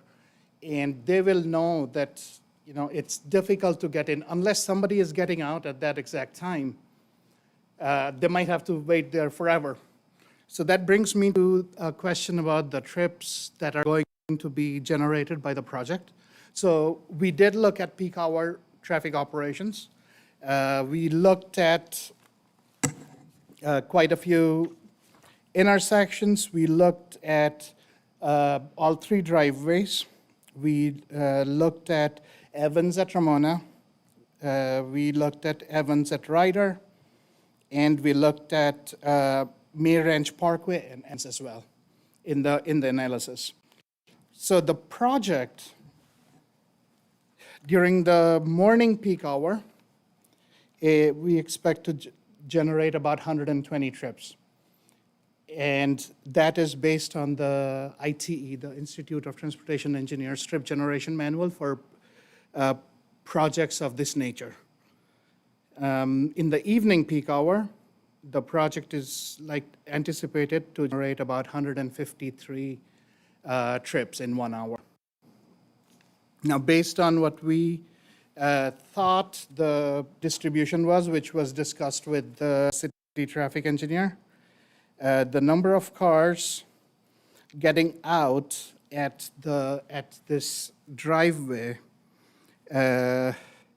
in the peak hour, in the evening, is about 6 cars we expect to come out of this driveway in 1 hour. So on average, it's about 1 car every 10 minutes, right? So if somebody is waiting to get in, they might do it once and then they will stop. Because it's a lot easier to just make that turn at the main driveway. The few other concerns that I heard, one was for the queuing. So at the main driveway, the available queuing distance is about 150 feet from the gate to the property line before getting into the sidewalk. And the analysis for how many cars are likely to stack at any time at the gates, those were done based on publications that were actually done by the city's consulting traffic engineer, ARC Engineering, and they gave us data from a bunch of surveys, and that's what was used. We expect 1 guest vehicle to queue during the peak hours, and we expect 2 cars two resident cars to have to wait before the gates open. Now, once the gate opens, so this analysis also assumes that the gate closes after every car coming in. But in reality, once the gate is open, multiple cars will be going inside. So we have storage for about 6 cars in the main driveway and about 4 cars in the driveway on Evans, which are the only 2 driveways where cars can come in. And the stacking that is available is enough.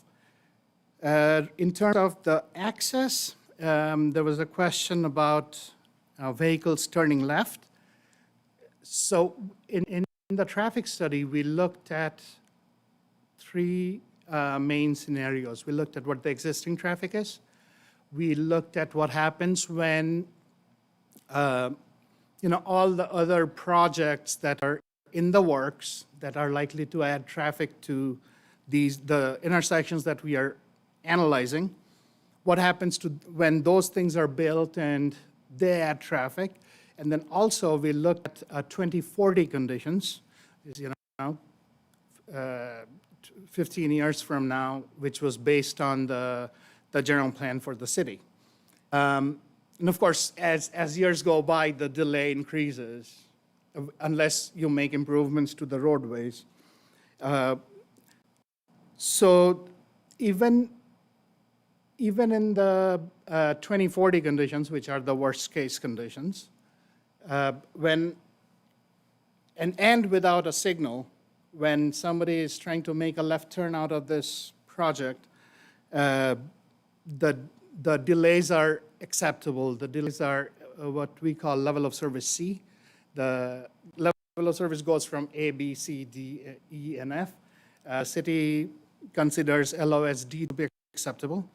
In this case, even in the build-out scenario, for that movement, the level of service is LOSC.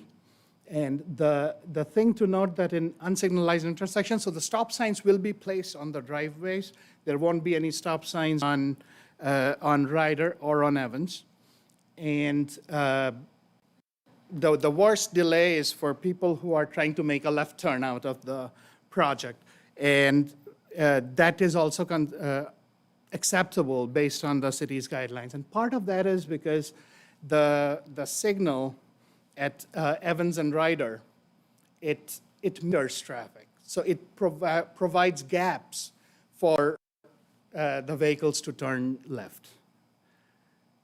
If it was a complete, middle of nowhere, all traffic arriving randomly, again, we haven't analyzed it, but yeah, it could be worse, but because of the signal, which is about 650 feet-ish from the driveway, it does provide enough metering for traffic to turn left. We did look at signal warrants, which is the MUTCD, the Manual of Uniform Traffic Control Devices,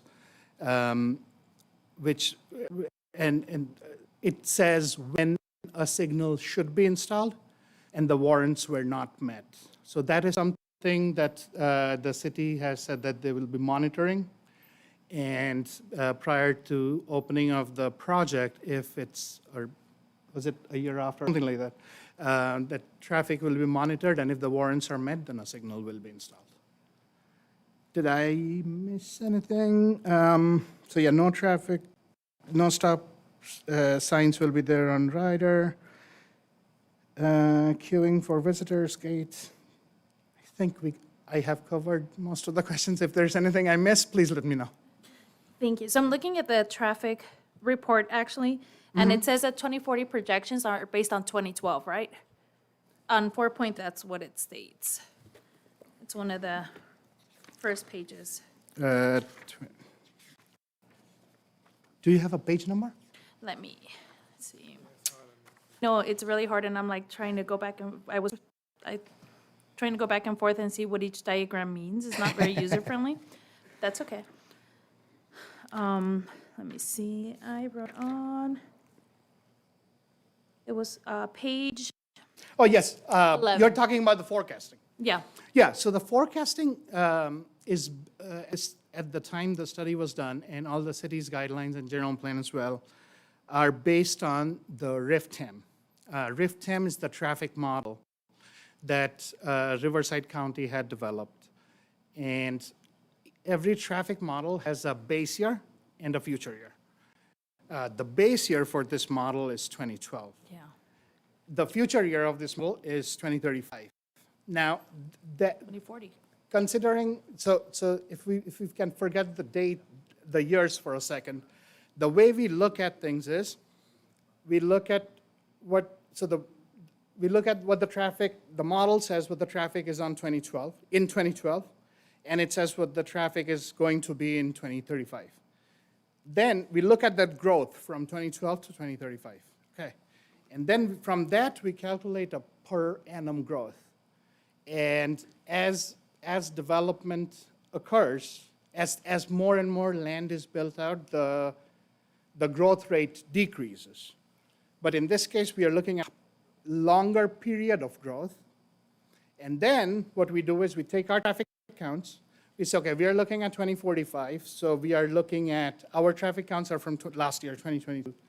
So we are looking at, when we are looking at 2040, we are looking 18 years into the future.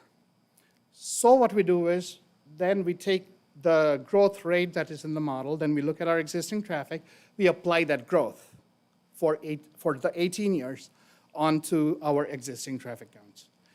On top of that, what we do is, the models are macro models. They're looking at the entire county and the city in case of the general plan. So what it's looking at is, big swaths of land.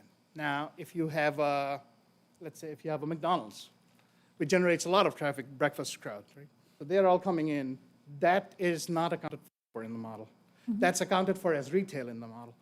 What we do is, if you look at figure 6, which has all these little blue dots, these are all Page the. that's on? Say again? Do you know what page that's on? Yes, that is. Oh, page 10. So those are what we call cumulative projects. So those are projects that were not there when the traffic counts were taken. Okay. So then we generate traffic for those. Okay, we have 10 houses, it's likely to generate 10 trips in the peak hour. And then we look at all these other projects and say, okay, this is where they're likely to go. Now, when we are looking at our 2040 forecasts, we compare what we get from the model and compare it with what happens if these trips were added to the growth plus the traffic from these projects. Whichever is higher is what we use in the analysis. Does that make sense? It makes a lot of sense, but it's still difficult because we have some that are getting built right now, so there's going to be an impact, and I don't see those numbered on here. And it's still hard because then we're just basing it on formulas, and we're the ones that live there and actually see the traffic. And when I was looking at page 44, actually has projected ingress during peak hours, and I think it's at 210 cars per hour. Yes, that is so that's from actual data that was provided to us by RK Engineering. They did surveys at a bunch of gated communities, and that is the rate that they found. So that is not the number of cars that is coming in, that's the service rate. So that's how many vehicles a gate can handle in 1 hour. So the 210 is the number of, if you are a resident and you have the clicker, that's how many the gate can handle. If you're a guest and you don't have a clicker and you have to use the call box, it's 115 per hour. Okay. That's, Can you point me then? I'm trying to find page 6. yes, Would you it's- be able to point me? so you're looking at table M, correct? Table M, yes. Table M, so if there are three main columns. One is no heading, one is the residents, and one is the visitors. So the service rate, the Q, of 210 per hour under residents, that's how many cars can be handled by the gate if there is a clicker. The 115 is how many cars can be handled by a gate for if somebody is using a call box. The number of people coming in is the row above it, the demand. Right, right. So that's still 62, and you said it was 1 per 10 minutes. So I just want to see, that's 1 per No, minute. no. Yeah. This is for the main driveway. The I 1 per know. 10 minutes that I said is for the small one? small Okay. driveway with the exit in traffic. Okay, so that's, we add an extra 10 to this one as demand for both driveways, right? If we add 62 per hour on the main one, then the other one also has a usage of like 1 per 10 minutes, we could combine it to 70 cars hitting the road technically at this, during that hour. Commissioner Jimenez, I'm not sure if this is the right form to get to all the technical aspect, other Yeah. than to say that they analyze the traffic, they assume the worst-case scenario, but it still might not reflect the situation that you see out in the field. Yeah. So I don't necessarily want us to kind of go down this kind of discussion. I think it's just to, if you want to just voice your opinion that, that you have some concerns. Otherwise, I think we'll just keep.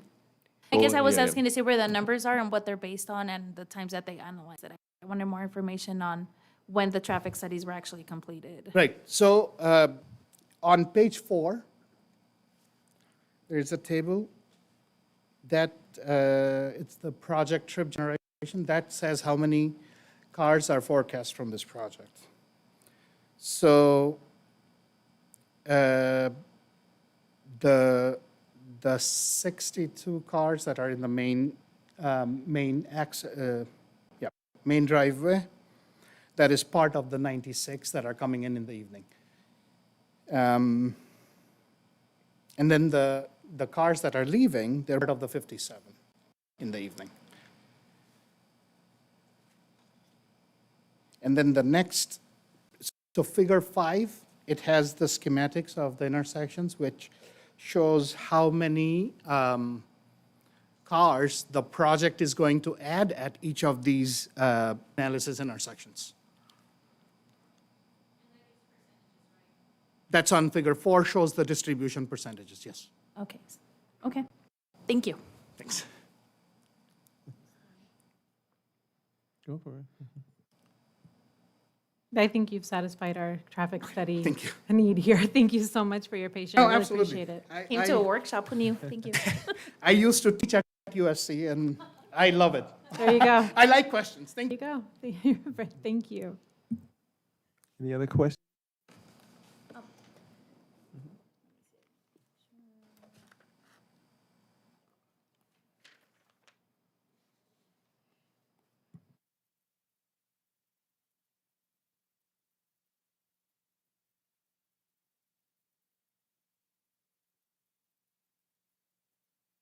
Did you have, I saw there was one diagram that you had that had like the electric vehicles and one of the illustrations had like little E's that you could see. It was like little red E's and then Oh, here, that one, I think it was. yeah. It had a legend that said E meant, there you go. Yeah, so as part of the, I'll let you, if you have a question on that, but as part of the Cal Green Building Code, we're mandated to provide a certain number of EV-ready and EV, like the infrastructure for them. So this project, as part of like the Building and Safety Building Code, will comply with all of those EV requirements. So there will be EV chargers on this project. Okay, I think that was it for me. Thank you. Will there be chargers or infrastructure? I believe it's both. I don't know, there's Cal Green, the building code dictates what percentage needs to be actually ready, but I do know that we will have actual physical EV charging stations required on the project. Do we know how many? We don't have that number offhand right now, but we could include that. It's- But we do have to, It's- by code, We need to include a know. certain amount of chargers. It's something like 1 for every 9 or something like that. So it's quite a bit. Yeah, it's part of the building code, so I mean, we can certainly follow up with staff on that, but it's, California, the state of California dictates that minimum requirement, and we will meet that minimum requirement on this Okay. project. So I'm going to say something that I think, just from the energy that I up here with my planning commissioners, I'm going to say, there's a lot of things that are being met with code, with the staff, but we need to see them. We're part of we're part of that decision-making committee that needs to see those numbers, needs to see the ADAs. We need to see the drawings for the EV stations, what's coming into our city, right? It's going to be approved, it's going to be the minimum requirement. That's great, we know that. But there's a lot missing with what's being provided to us as the committee here, the voice of the residents who's looking at this, and we have questions, and the answers that we're getting over and over again is, we're going to meet the requirements, we're going to review that with staff, we promise it's going to be what it's going to be, but we need to see it. And I want to make it clear, because we keep getting that answer. Yeah, And and that's what we're here for. And I apologize. I'm sure that my team is trying to look up that information. We weren't prepared to discuss at a building code level for our design today, so I apologize that we don't have that information. But it's something that we won't get permitted plans. We won't be able to design this project without meeting those standards. So that's where I wanted to give you my assurance that we have to, and we will meet building code requirements, and EV chargers are part of that. Since you're here, are you guys, I'm not going to say third party, are you guys aware that we also change building code? We add The to the 2020 building code, which is the new Cal but Green. for our city? I don't specifically. We know do the make city, but- recommendations as well We to make actually changes. just did change, so we've been reviewing that. Okay. And actually, with Katie and her team, with the client, we've been consulting with BCA Green, and also making sure that we're following all the requirements. Okay. Just wanted to point that out, because I don't want to continue with the back and forth of we will have, we really wish we would have had it to be able to look it over and then actually see where these stations are going to be. It's a tough conversation to have right now. It really is something, it's not my intention to point it out, but because we keep getting the same answer and over again, I just wanted to make it clear that those are things that we do look at. We're not experts, but we've learned a lot from being here and understanding how it works. We have a sitting architect, we have so many years of experience here, and we actually do look at those things. So in the future, I'd like that to be considered, especially since you're looking forward to building more in the city of Paris. But I think I've actually heard enough from city. I don't know, my colleagues have any other questions for the builder?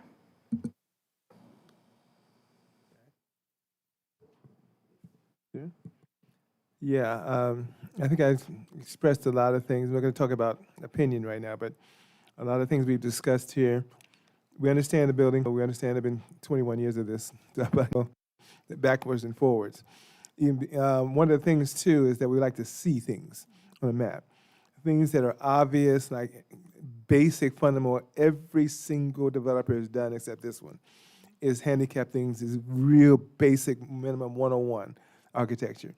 Things like the entryway and that kind of stuff, the buildings, moving the buildings, all that stuff, that is something that we can't just put at that level. We want to see it because if we ever approve this project, we want to send it up properly. So there are things that we need to see that we have discussed already. I don't want to pound that in the ground, that we need to really talk about. Even something as simple as the emergency exit, residents should not be able to go out. Why is that even a discussion? Well, they can go out, no. So if it's a fire exit, it either is a fire exit or it's an emergency exit for every resident there, then we have problems. So if there's going to be signs there, we need to state that in the engineering conditions. We need to state that in the COA. The fence height at 5 feet, which we're assuming is somewhere written down, is stated, but it's not here saying the walls will be. Okay, so we understand the 25% landscaping, but we don't have a lot of stuff stated. It's not a criticism of the project. I'm just saying, kind of need things stated on a project like this, especially when you talk about, it's nice for all these studies that talk about there's going to be 200 cars. We live in Paris, and I can tell you it's going to be quite a bit more. Forget about numbers, forget about studies. It's reality. Okay, the reality is, and you put an apartment building, there's going to be a lot of folks overflow. We can't park on Ryder, so even something as simple as where is the guest parking? We're going to free flow guest parking anywhere you can get in, or is this designated like 99% of apartment buildings, designated spots, and you park outside and you have to call where do they park? So we've got on the 1.5 and 1.0 and all the other stuff, and this is a big issue with the council, okay, about parking spaces. So we have to make that consideration also. So those are just things that need to be worked out. That's the hesitation. It's just not seeing them on a site plan, not seeing them on this. It's kind of hard. So that's my only concern from that level. We're just not seeing it. Just put it on the map, the handicap. That's not difficult. You know, that's an architectural thing that should have been done. So I'm just saying, when it comes to us, and this is a very difficult planning commission to get anything through, I'm just telling you right now, that we want to make sure that we have these things. You may say they're building codes, but we're not seeing them. So there's no way that we can just look at it and say it's not there, it's just not there. So entryways, all the other stuff, we're not talking about the building, I'm not talking about, I'm no expert in terms of the building facade and all the other things that those are, but it's mainly just basic things, that some of the things that were discussed here.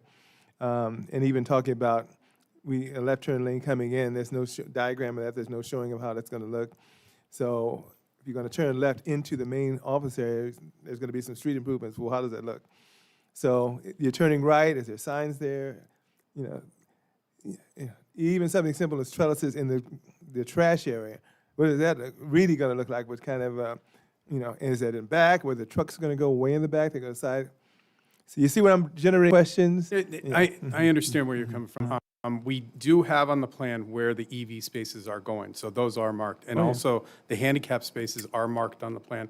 And I know that you had a concern about how many handicap spaces that we've got.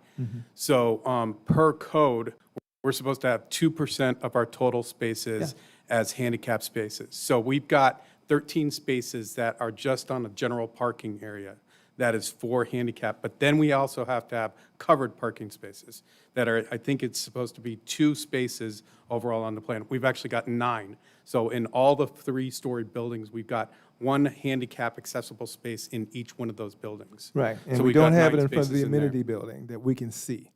You see where it says amenity building? We don't see it. And they're so small that my eyes can't see them. So that's where your public goes, that's where your guests go, that's where people go to park for public amenities, and it's not showing there. So even if, and in the other ones, it says H on something, okay. Guest parking, is it designated or is it just free flow? Right now, it's free flow. If I'm coming in, I'm parked wherever I want to because you don't have any designated spaces. So if I want to visit there, come to the leasing office, I'm going to come park in the leasing office. I got a key, and I've had one for a year. I had a key, where am I supposed to park? So it's not a question of if we do it, you have to do it. So if you're going to have a public space, it's most things like that we just need to see. So I'm not criticizing the development, I'm not criticizing the building. It's just those kind of things can be put on a map that we like to see. We want to make sure that if it gets through us and goes to the next level, we want to make sure all of our bases are covered. Because we got answers to that next level. So that's all I'm saying. It's not saying that architecture, all that stuff, I'm not worried about that. The dog park, great. Not talking about that. I'm just talking about things that we need to see. And that's just one of the major concerns, okay, at this time. Okay? Any more questions for the developer at this time? Are we okay? Can I ask a quick question? So 2 commissioners have brought up that this is their neighborhood, and do you have any general comments about whether since we're talking about the use of this in a specific plan amendment and doing multifamily here versus what it's currently by right entitled to, do you have an opinion on the change of this use? We don't want to go into that now. We just right now, it's the technical aspects. When we get to our comments, then we'll talk about it at our comment level. We don't want to talk about that aspect at this time. Because right now, it's just some of these questions concerning the development, the site plan, we want to deal with that now. So if we come back to that, we can come back to that with our comments, but that's an opinion. So we don't want to deal with that right now, at this point. I can ask you something that is, that I think goes in that direction. Sure. Would you consider, instead of having the 1, 2, and 3 bedroom, make it more of a residential, having more 2 and 3 bedroom apartments, and the number of 1 bedroom apartments go down? Because we're going to be a family, this is a very family dense area, and you already have multi-families living in one home. So do I feel this would complement? Yes. But there's a large number, and one thing that did cross my mind, there's a large number of 1 bedroom apartments. Yes. Can we decrease that number and then create more 2 and 3 bedroom apartments? Before you answer, I disagree. I did the math. With 91 one-bedroom apartments, we are potentially looking to a family of 3. That's, I did the math. It could be potentially 183 people. In the 2-bedroom apartments, if we stack 4 people, we're looking at 668 people. So the way it stands right now, and I did the math at the max, because we like big families in Paris and we love our extended families, we're looking at 1,100 people about living here without increasing how many people there. And that's I a small wouldn't put area. 3 people in a 1 bedroom. Well, I can answer either way. As you guys know, the density is a delicate thing for a developer. Right. It brings in the income, and it shows how you can develop a piece of land and how it pencils. And if you have to get a loan, lenders want certain requirements to just make it worth your while to do that. And in a project like this, we're probably spending about $105 million.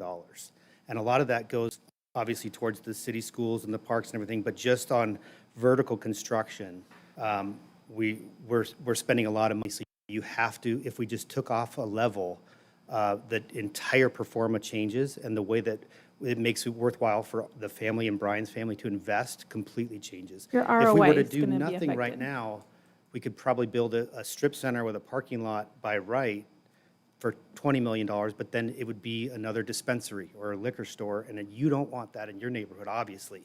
So to do the right thing and to spend this much money on amenities and pools and play areas for tots and going above and beyond, I don't think we can go less. Okay. First of all, this would not, there's no dispensaries allowed in this area.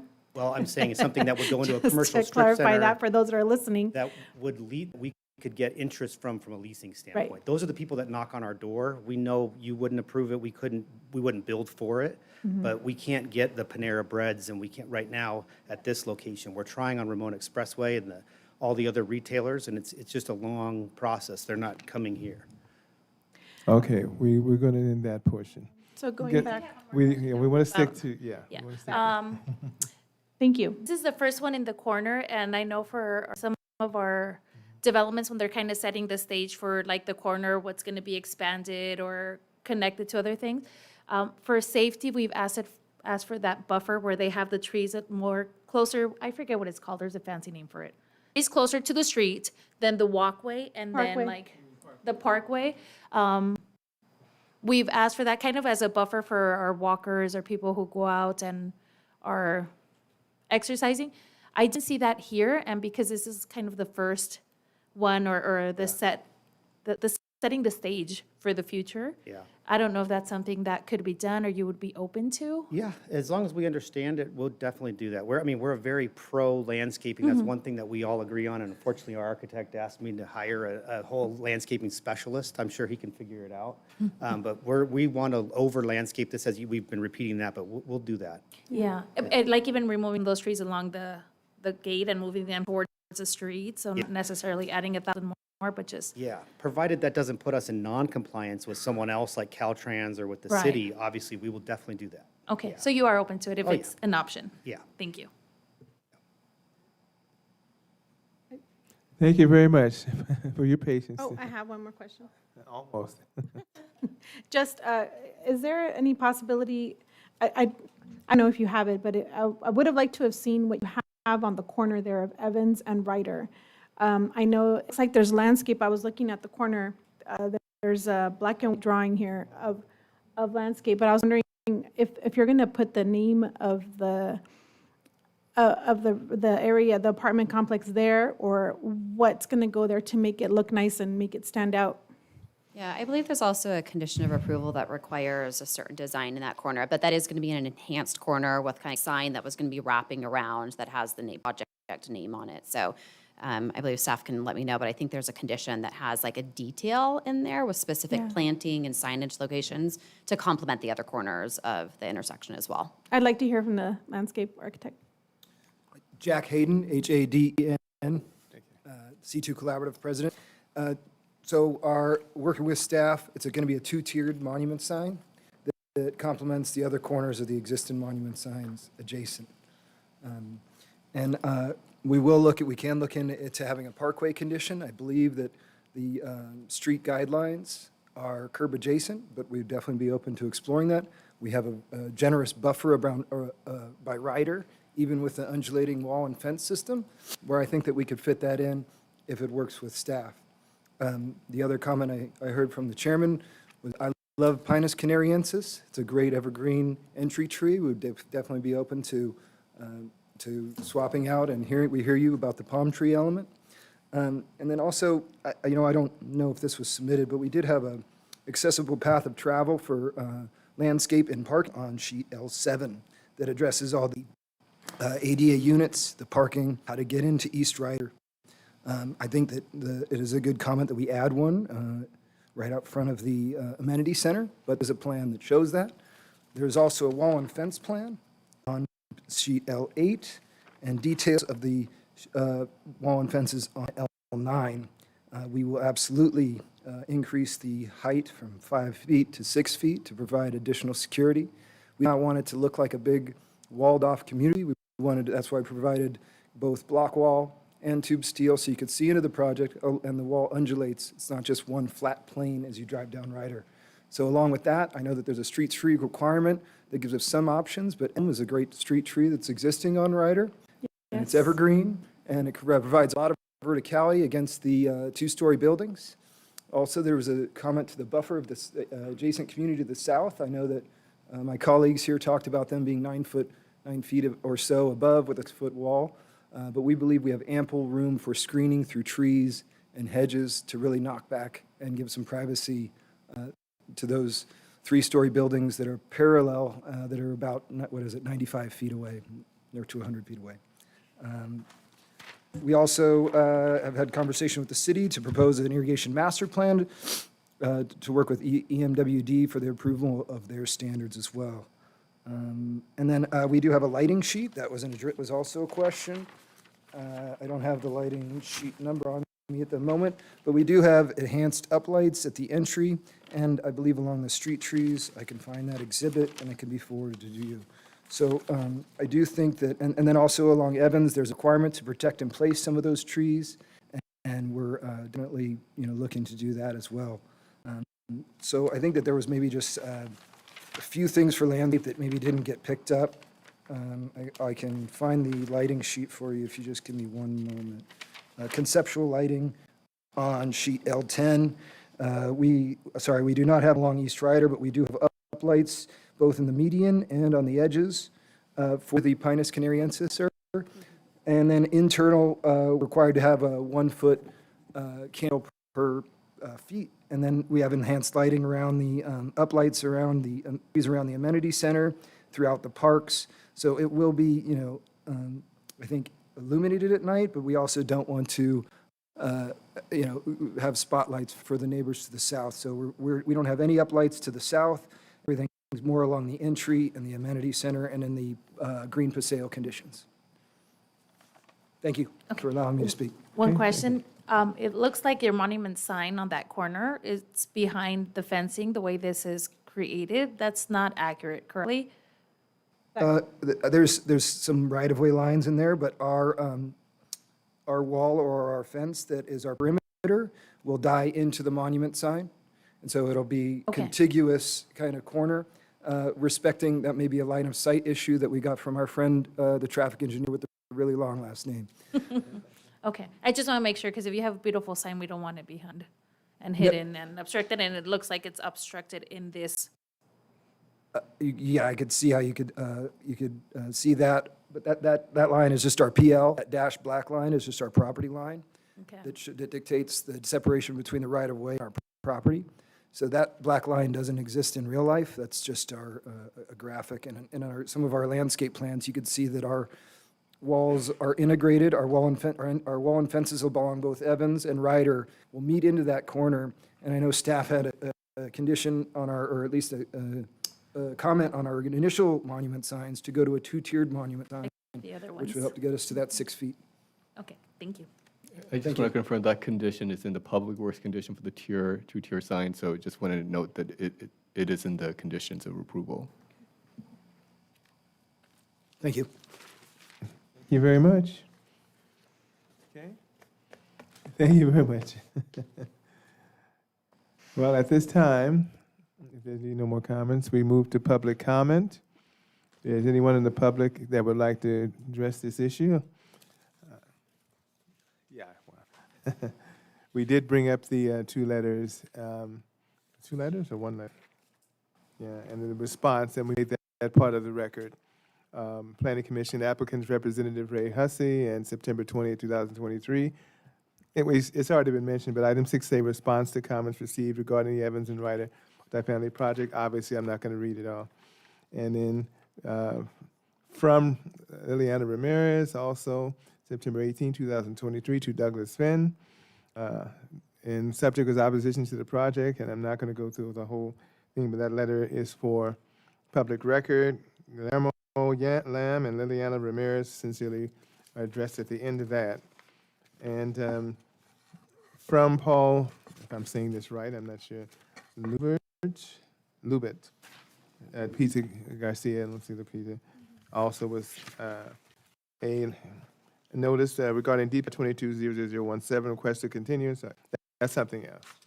Yeah, okay, that's the other one. Mr. Chair, if I can just clarify, there's only one letter that was received regarding this project. Yeah, The, and he had responses. the cover sheet was from Ray Hussey, Okay, addressing the comment letter that we received. okay, Thank you.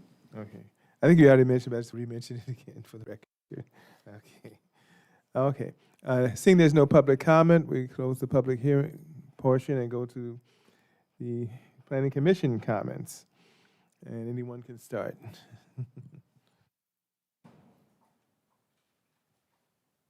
I'll go ahead and get started. Let's get this ball rolling. I'd like to, first of all, I wanted to just make a comment in regards to the letter that we received. I have a feeling that there's a misconception what affordable housing means. It's a term coined by the state of California to just, let the cities know that they are responsible to bring in a certain amount of homes that are affordable for those who cannot purchase a home. It's not, it doesn't reflect a poverty level type accommodations, and but it's also non-discriminatory. So I believe it's there has to be a certain percentage that the family can afford in the area.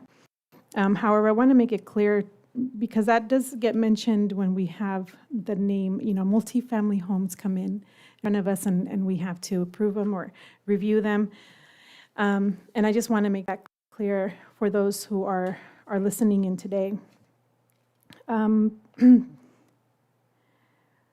There was a comment made and the city responded in regards to not the fit for our neighborhood. I think I'd like to ask our community and our residents that when a comment is made to that effect, that they actually provide an example of what they would like to see in that area, or what their expectation is to have, what they need and what they're expecting, so that way when we read this comment, we can have a better idea of what our residents need and what they're looking for. That would be very helpful.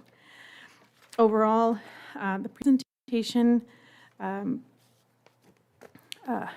there were a lot of points that were missing on the presentation today, and I think we were able to identify and provide feedback on what the Plan Commission is looking forward to looking to in the future.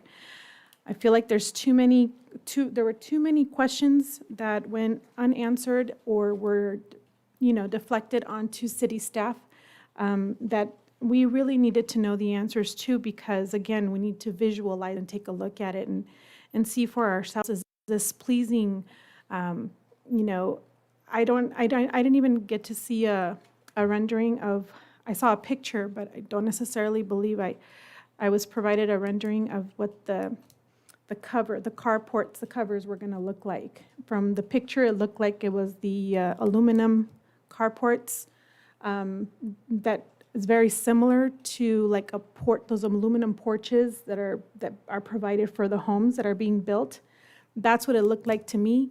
I know that it must be better quality than that because it's going to withstand a heck of a lot more.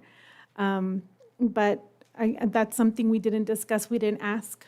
We didn't ask if the trash, the enclosures were completely closed, if there was, you know, the requirements that we always, or the request that we have is to have it complete closed and with maybe a vine or something nice that'll grow around it and make it blend into the landscape.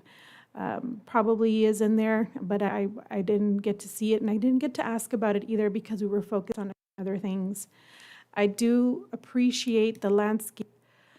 Our representative from the landscape contractor. Yes, so I wrote it down somewhere.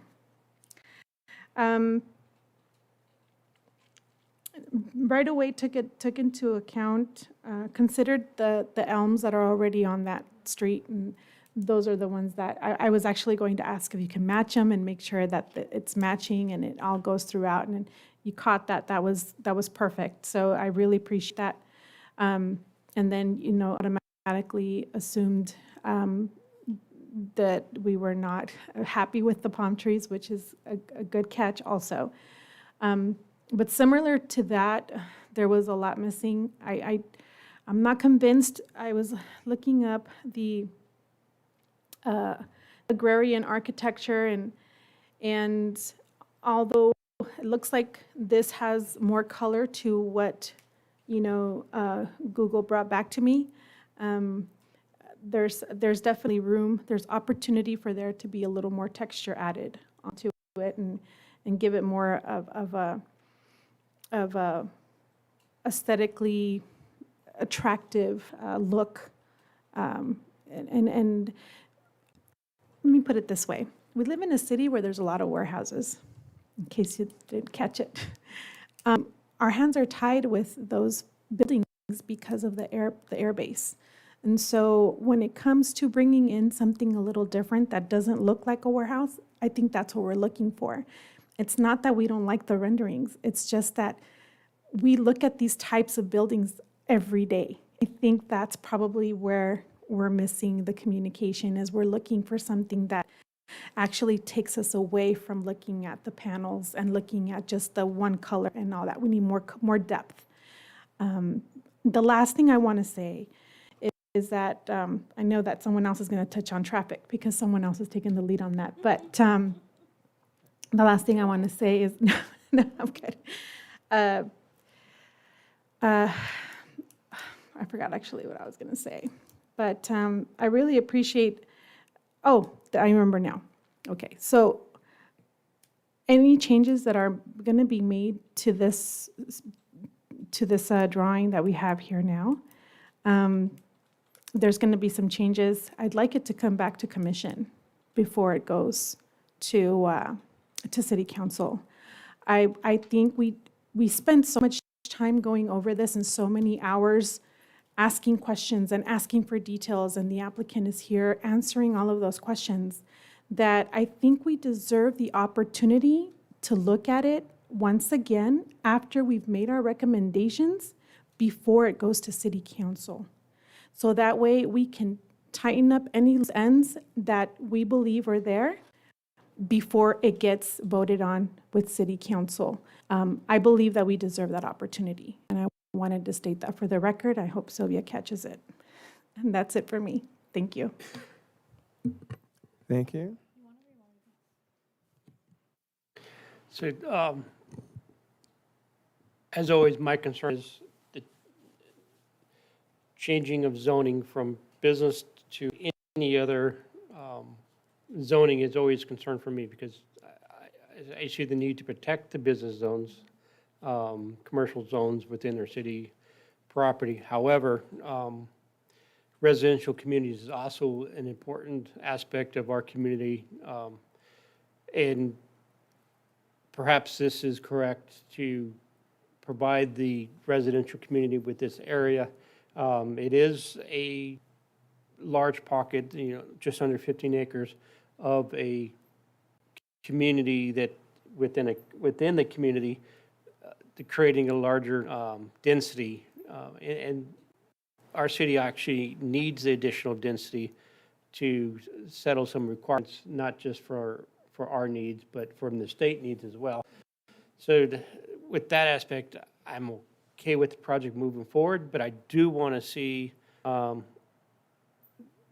exterior images and the view of the buildings be better. There are some aspects that I think can be improved upon. Asphalt shingle roofs, usually only a 20-year roof, or a tile roof or concrete roof can actually be 30 plus, depends how it's installed. The color palette, it's still the time for gray palettes is still here. You do have some earth tones in there as well, some light browns, and then some accessory secondary colors of like a burnt orange, burnt red color. Maybe that can actually be more vibrant as part of the design package as well. But I think again, the overall concept of the style of architecture that we're trying to fit in the community needs to be approved upon. I do like the fact that the city needs this community within, so we actually create the additional rooftops to hopefully one day get the commercial center that's really required to support these neighborhoods. Again, you guys know just as much as us that on the northern part of Paris, there is no shopping center. All of residents go to Menifee, or excuse me, wrong word. Go to Moreno Valley, the wrong one, to go shopping. And we would like for that to change in our community, and we're slowly getting that along Ramona Expressway. Unfortunately, it's a very slow, long process. One of these, hopefully within the next 2 to 5 years, we have some development that we can actually achieve some commercial center for the citizens, and as well as you. Like I said, you still have 50 acres up there for commercial. It'd be great for you guys to be able to utilize it for your needs and the communities. But again, I definitely would like to investigate a little bit, at least on those 2 buildings that are perpendicular to the property line on that south side. Investigate the 3-story, and maybe there's a section that can cut to satisfy the planner, just to see what it looks like in relationship to the rear properties and the elevations related to this higher 3-story unit in that area. So other than that, I don't have any additional issues, but I would like to definitely see an opportunity to perhaps bring it back to the Planning Commission for further review. Thank you. Thank you. Also, one of my main concerns is losing our commercial zoning, because we haven't, but others have been giving it away freely. And that really impacts where our city is. However, we also have to take a step back and analyze the location, analyze other things before a decision is made. And I feel like adding a commercial zone here would not be the best use of the land use. And this type of development is needed. It's beautiful. I love the open spaces. I love that you can live somewhere where you can come out and see green and spend time with your families outside, not just indoors. One of my concerns was I keep hearing rooftops and rooftops and rooftops. And there was one inch where there was panned out where the site is. There's a million houses there, so I don't understand how many more rooftops you need in order to justify developing the northern part I know you need to have investors, but if you did a traffic study up there, which if I owned that, I would have invested in a traffic study of how many cars actually drive by there. And I would guarantee you, I drive a lot, apparently. I would stop because there's sometimes nowhere to stop. If I'm coming off of Ramona, I only have like 2 real options to dine, or if I need to pick something up quick to go home and make, there's no grocery store for me to stop and pick up a few items. So that, I did feel like presentation had a lot of opportunities to give us information that, yeah, we dig around for it. We comb everything with a fine tooth comb. We all kind of are experts in different areas, but we like to see it, number one, because we like to be reminded of it and reflect it back to it. And number two, people actually go back and listen to these, and then they start asking questions. So it's for us, but it's also for our community that can be here because there's not a lot of work opportunities here, so they watch these videos after the fact, so they're not able to ask the questions live. So we kind of try to get ahead of that and answer their questions during the presentations. And we understand there's minimums along with that. We know there's bare minimums. Anything you do has recommendations, has standards, has requirements, and we understand that all that needs to be met, but it's always nice to be reminded, we are meeting this, we're exceeding this. When you exceeded the landscaping by 10%, amazing. That is one of my biggest pushes, and that makes us happy. So even if you're meeting the requirements, it's good to just say, these are the requirements, we're meeting them, exceeding them, parking you exceeded by 2. I'd rather use it in landscape, which is good, but we get to analyze that. Do I want more parking or do I want more greenery? But we're able to kind of reflect and see that. And we even go through trench enclosures. We didn't even get to touch on them and see pictures. And then there's 2 that are pretty close to the houses in the back. I'm thinking smell, I'm thinking those are pre-existing resident owners, how to mitigate that. And the fitness center building, we didn't even get to see that elevation for that. And there's 3 houses that are almost directly behind, and it kind of looks like one of them has a pool. If you're in your backyard, that's what you're seeing is a building. Even if it's 1 story, whatever, that is. Another thing for those people that live there, if you live in the city, you know, if you have a house that is facing, has a backyard or any visibility to the fireworks on 4th of July, you're golden and everybody wants to come to your house and bring food. Some of these houses have that, so I think that is like something that, one of our reasons we don't want to add those 3-story buildings, because some people actually have for traditions where they come to their houses. I know I always go to one of my friends' houses because they have a perfect view of the fireworks. But I think beyond and anything that I have brought up already, 2 more things. The parkway, I wanted to clarify, it was essential to have it along Ryder, Evans, and I was looking at the uplighting. It really doesn't specify a lot in our conditions, and I'm back 2 times to make sure we have uplighting in certain locations. I understand not in the back so that it doesn't impact the houses, but even lighting along that parkway. So families that have young children, I know when my girls were little, I was like, let's go for a walk, let's go for a run, ride your bike, let's hire you out so you sleep. So it's visible even in the afternoon or evenings, or if they were getting fuzzy, couldn't sleep. So, but more than anything is safety. And that area just really worries me. That intersect with the main entrance really, really concerns me drastically.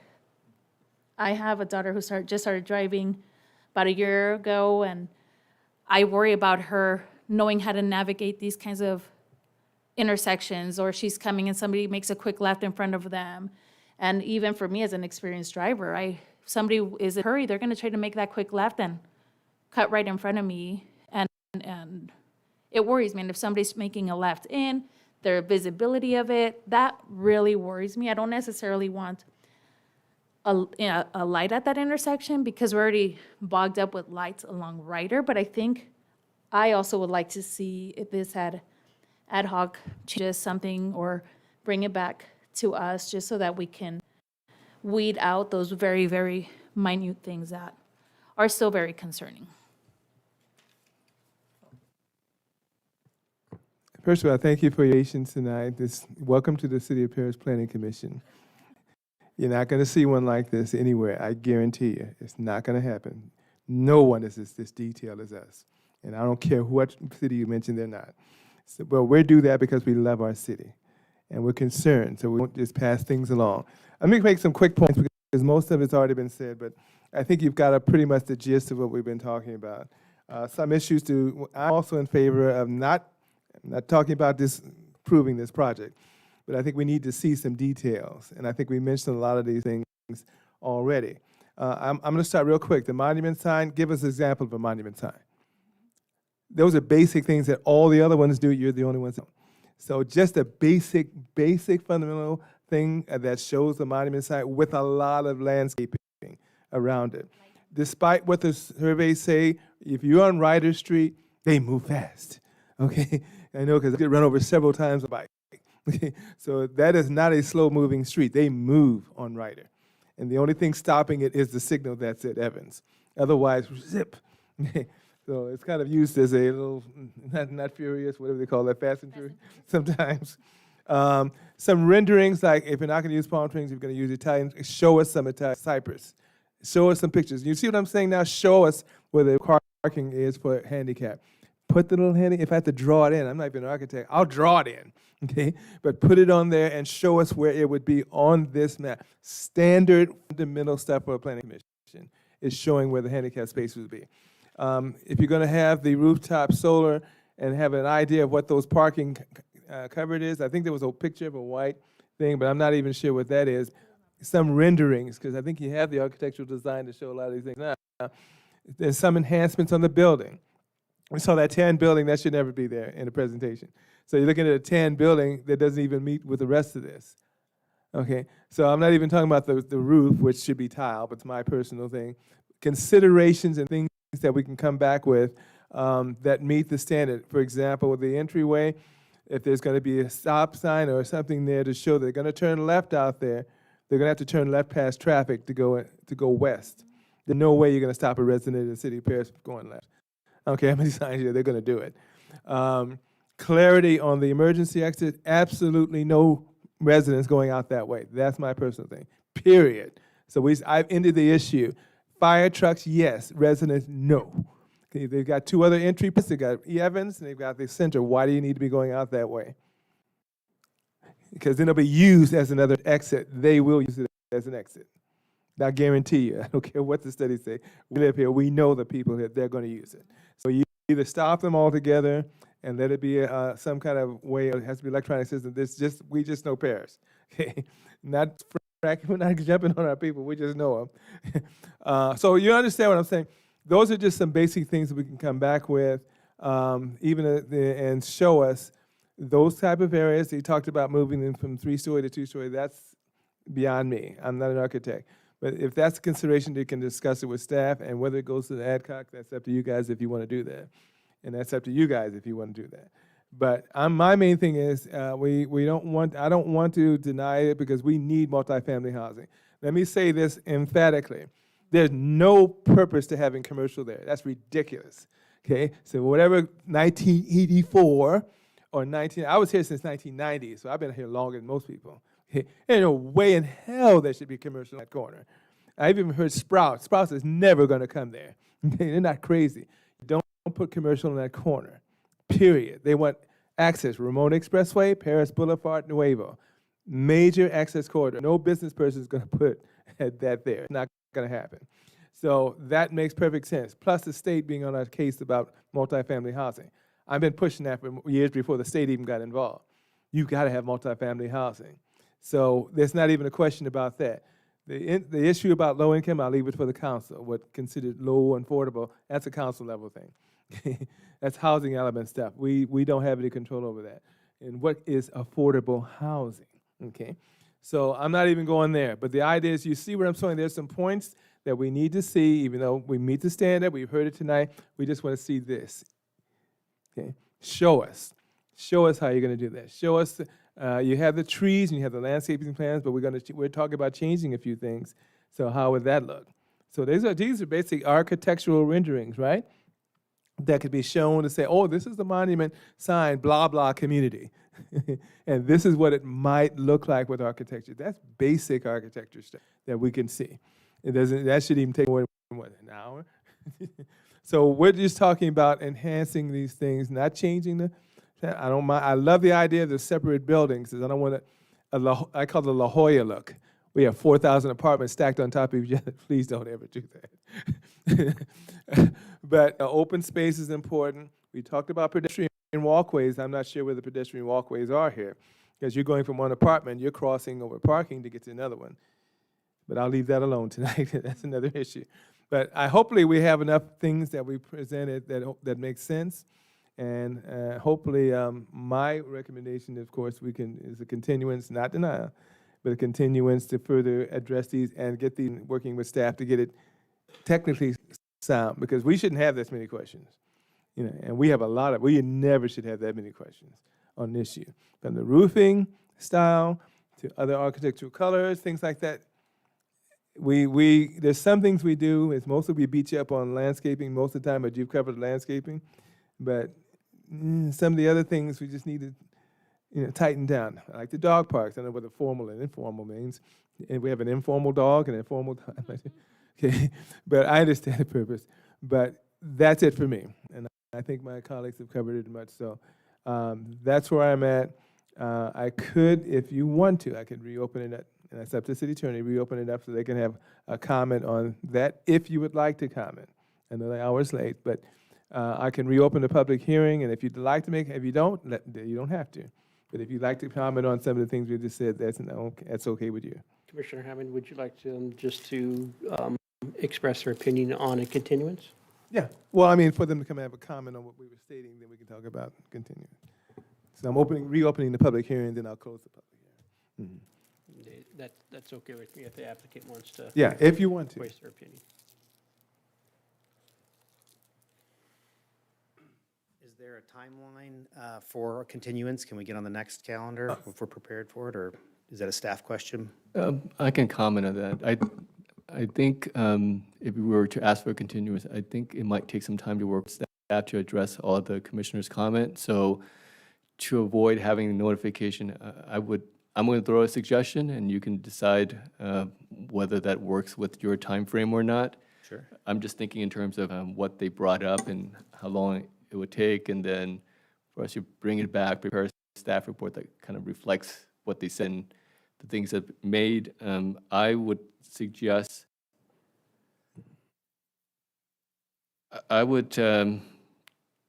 mean, if you want to be very aggressive, October 18th is Planning Commission, and then if we can't resolve it quickly enough, then we'll continue it.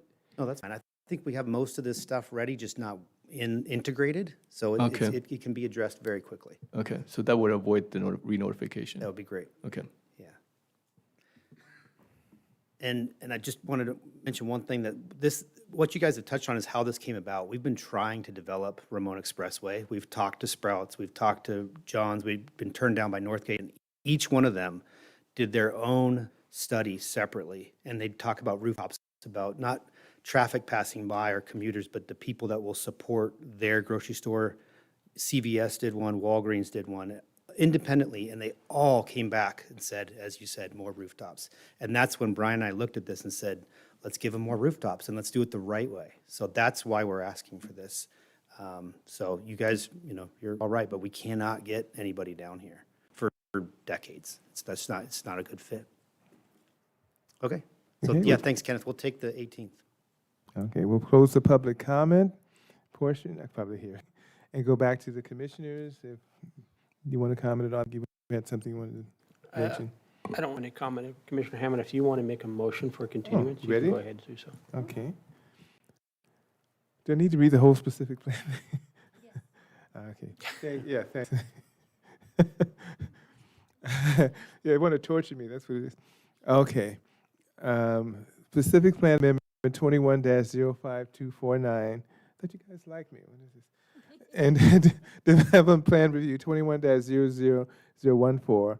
A proposal to facilitate the construction of a 300-unit multifamily residential development located at the southwest corner of Ryder Street and Evans Road, consisting of the following entitlements. 1, specific plan amendment to rezone 14.8 acres from commercial zone to multifamily residential zone, and to establish development standards for multifamily residential in planning area 22 within the May Ranch specific, now I have to change screens, plan.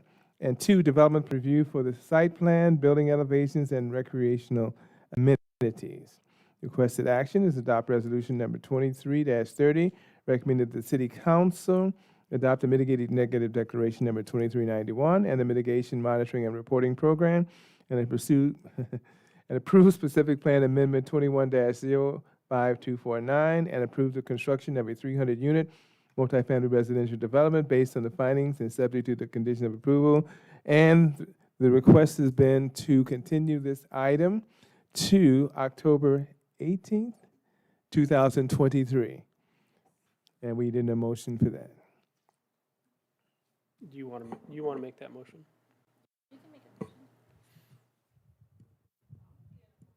Okay, I'll make a motion. Thank you. I'll Okay. second. Okay, moved by Commissioner Jimenez, seconded by Vice Chairman Shively.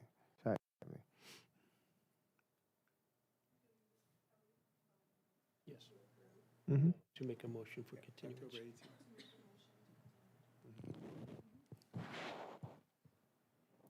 Commissioner Jimenez, Yes? Commissioner Gomez, Yes. Vice Chair Shively, Yes. Chair Hammond. Yes.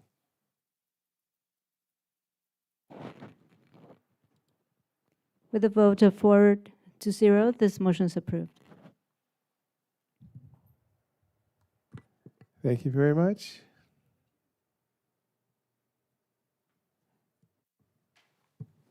At this time, we move on to business items. I don't believe there are any. And to public comment, anyone who wishes to address the Planning Commission regarding items not on the agenda may do so at this time. And are welcome to walk up to the podium and wait for chairperson to recognize you. I don't see any public comment, so we'll close the public comment portion and move to commissioner members' announcements or reports. Okay. I want to wish Commissioner Lopez a speedy recovery. I hope he feels better. We definitely missed him today, but we did remember him. So we did. Chair Hammond brought up some important EV questions on that. I just wanted to thank everybody here today for the work and the effort that was put into this, and I can't wait for, honestly, I can't wait for October 18th and see how the changes improve and what this is going to bring to the city, because we're definitely looking forward to something like this. Personally, just everyone stay safe. Looks like there's another round of COVID going around. I don't want to have to shut down a meeting because of it, so let's keep ourselves healthy. And there's a lot of events coming up. Fall is upon us. And yeah, stay safe. So thank you, everyone. Thank you. I don't have much comments, so I'll just, it's been a long day, so I won't prolong it. I have no comments. Okay, I do have a couple comments. I'm glad, I know we'd hate to see rezoning, but it's different when you're rezoning to multi-housing versus industrial. So I'm very happy this came before and cannot wait to see what they bring back. And I'm okay with ad hocs. As you all know, I just dropped off my daughter at her dorm last Friday, so I am available for ad hocs. I'm okay with that. So I want to wish all the students that are going back to school, for the UCs that are going back to the quarter system, best of luck. And I also wanted to give a huge shout out to the Rancho Verde Crimson Regiment, because they will be marching the Rose Parade January 1st, 2025. So yes. Huge congratulations to Hatuk and all his staff for all their hard work, and the students, their families. It really requires everybody doing a huge part. So I get to see both of my daughters march the Rose Parade. Last time it was just the oldest. So I'll keep reminding you, because I want everybody watching and supporting a local band that gets to go. This is their second time. It's not not very likely that a band gets to go, much less a second time so quickly. So, yay, Rancho. Lastly, I'm going to move it on to the directors. I really appreciate staff, your patience in staying awake. And our interpreter is still in there. He's wide awake. I don't know how he does it either. But we appreciate it. Yeah, we're just that kind of commission because we love our city, and we're not going to go easy on anybody. I'm sorry. It's just, if you come, you have to expect it. And we're going to be very detailed, and I appreciate the council saying that we're very detailed, because that's our purpose. We want it, if we want to set anything up, we want it to be so to the point, scrutinized, that when we send it up, it's up to them whatever decision they make, but we're going to do the best we can. So that's one of the reasons I like that. I have a positive announcement. I had my grandson was born on September 10th at 10 o'clock at night, after 12 hours being at the hospital myself. And so mother is doing well, and the son is doing well.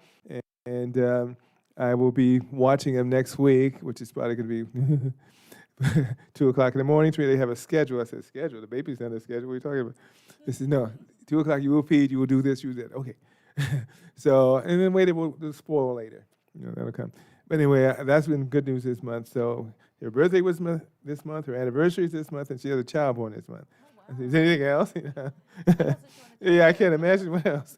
So I really appreciate that. I'm really looking at the speed in which I know people are going to be 1,000 people there. The in and out is going up. They are moving along at a pace that is really fast, and it's done, and they go on Saturdays. See them on Saturdays. So a lot of good things are happening. You have to remind me what's going on 4th Street next to that, not Miguel Jr.'s, that hamburger place. They got a green tent around it. I remember we were voting on it. I don't remember what that was. So it's going up over there. I forgot we voted. No, O'Reilly, yes. O'Reilly? Is it on Paris? Yeah. No, on 4th Street. On Paris, there's O'Reilly's further down. Oh, that's right. That is the first, we approved that one earlier. Yeah, I don't remember what it was, but anyway, that's it. And they're starting to build over where I'm at to put the houses. And they're doing landscaping. They're doing all the ground over on Metz Road and DeLines and McKimble. So they've got it greened in. They got rid of the rock. I don't know how they did that. Didn't use dynamite. But anyway, I'm going to move it on to the director of planning, our planning director, and then the community service. Thank you, Mr. Chair. For October 4th, we have the continuance of the warehouse on Wilson Avenue, and that's about the only item we have for that meeting. So that concludes my presentation. I would like to see if the assistant attorney would like to come back for us to, on the 18th, to finish our project, if you want to. Spring popcorn. It was,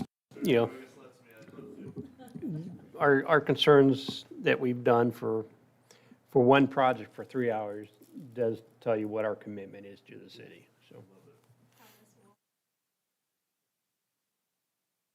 Okay. Chairman Hammond, the Planning Commission, there's never a dull moment with this Planning Commission. So I'm always wide awake, so. And I'm glad our interim Assistant City Attorney is here today that has the same attitude that I have. Yes. Thank you for having me. Beyond that, I just want to mention that the next major event that's going on in the city is the Rods and Rail at 9 a.m. on October 7th. So there will be some departments here in the city that will be handing out city activities and little gifts and prizes. So if you would like to be there and just walk around and see what's going on, it is October 7th, Saturday at 9 a.m. And that's all I have to report. Okay. And thank you very much, and thank you, Sylvia. It's gonna- You shouldn't have to take notes word by word anymore, right? Anyway, thanks for coming. If we see you again, fine, and you've had a good taste of what we're like, and you're gonna say, I don't want to come back again, right? Okay. We didn't get out at 12 o'clock, so we didn't make it, so. And, yeah, yeah, that's true. And with that, we have adjournment. If there's nobody saying, objecting, we will adjourn at this time. Thank you very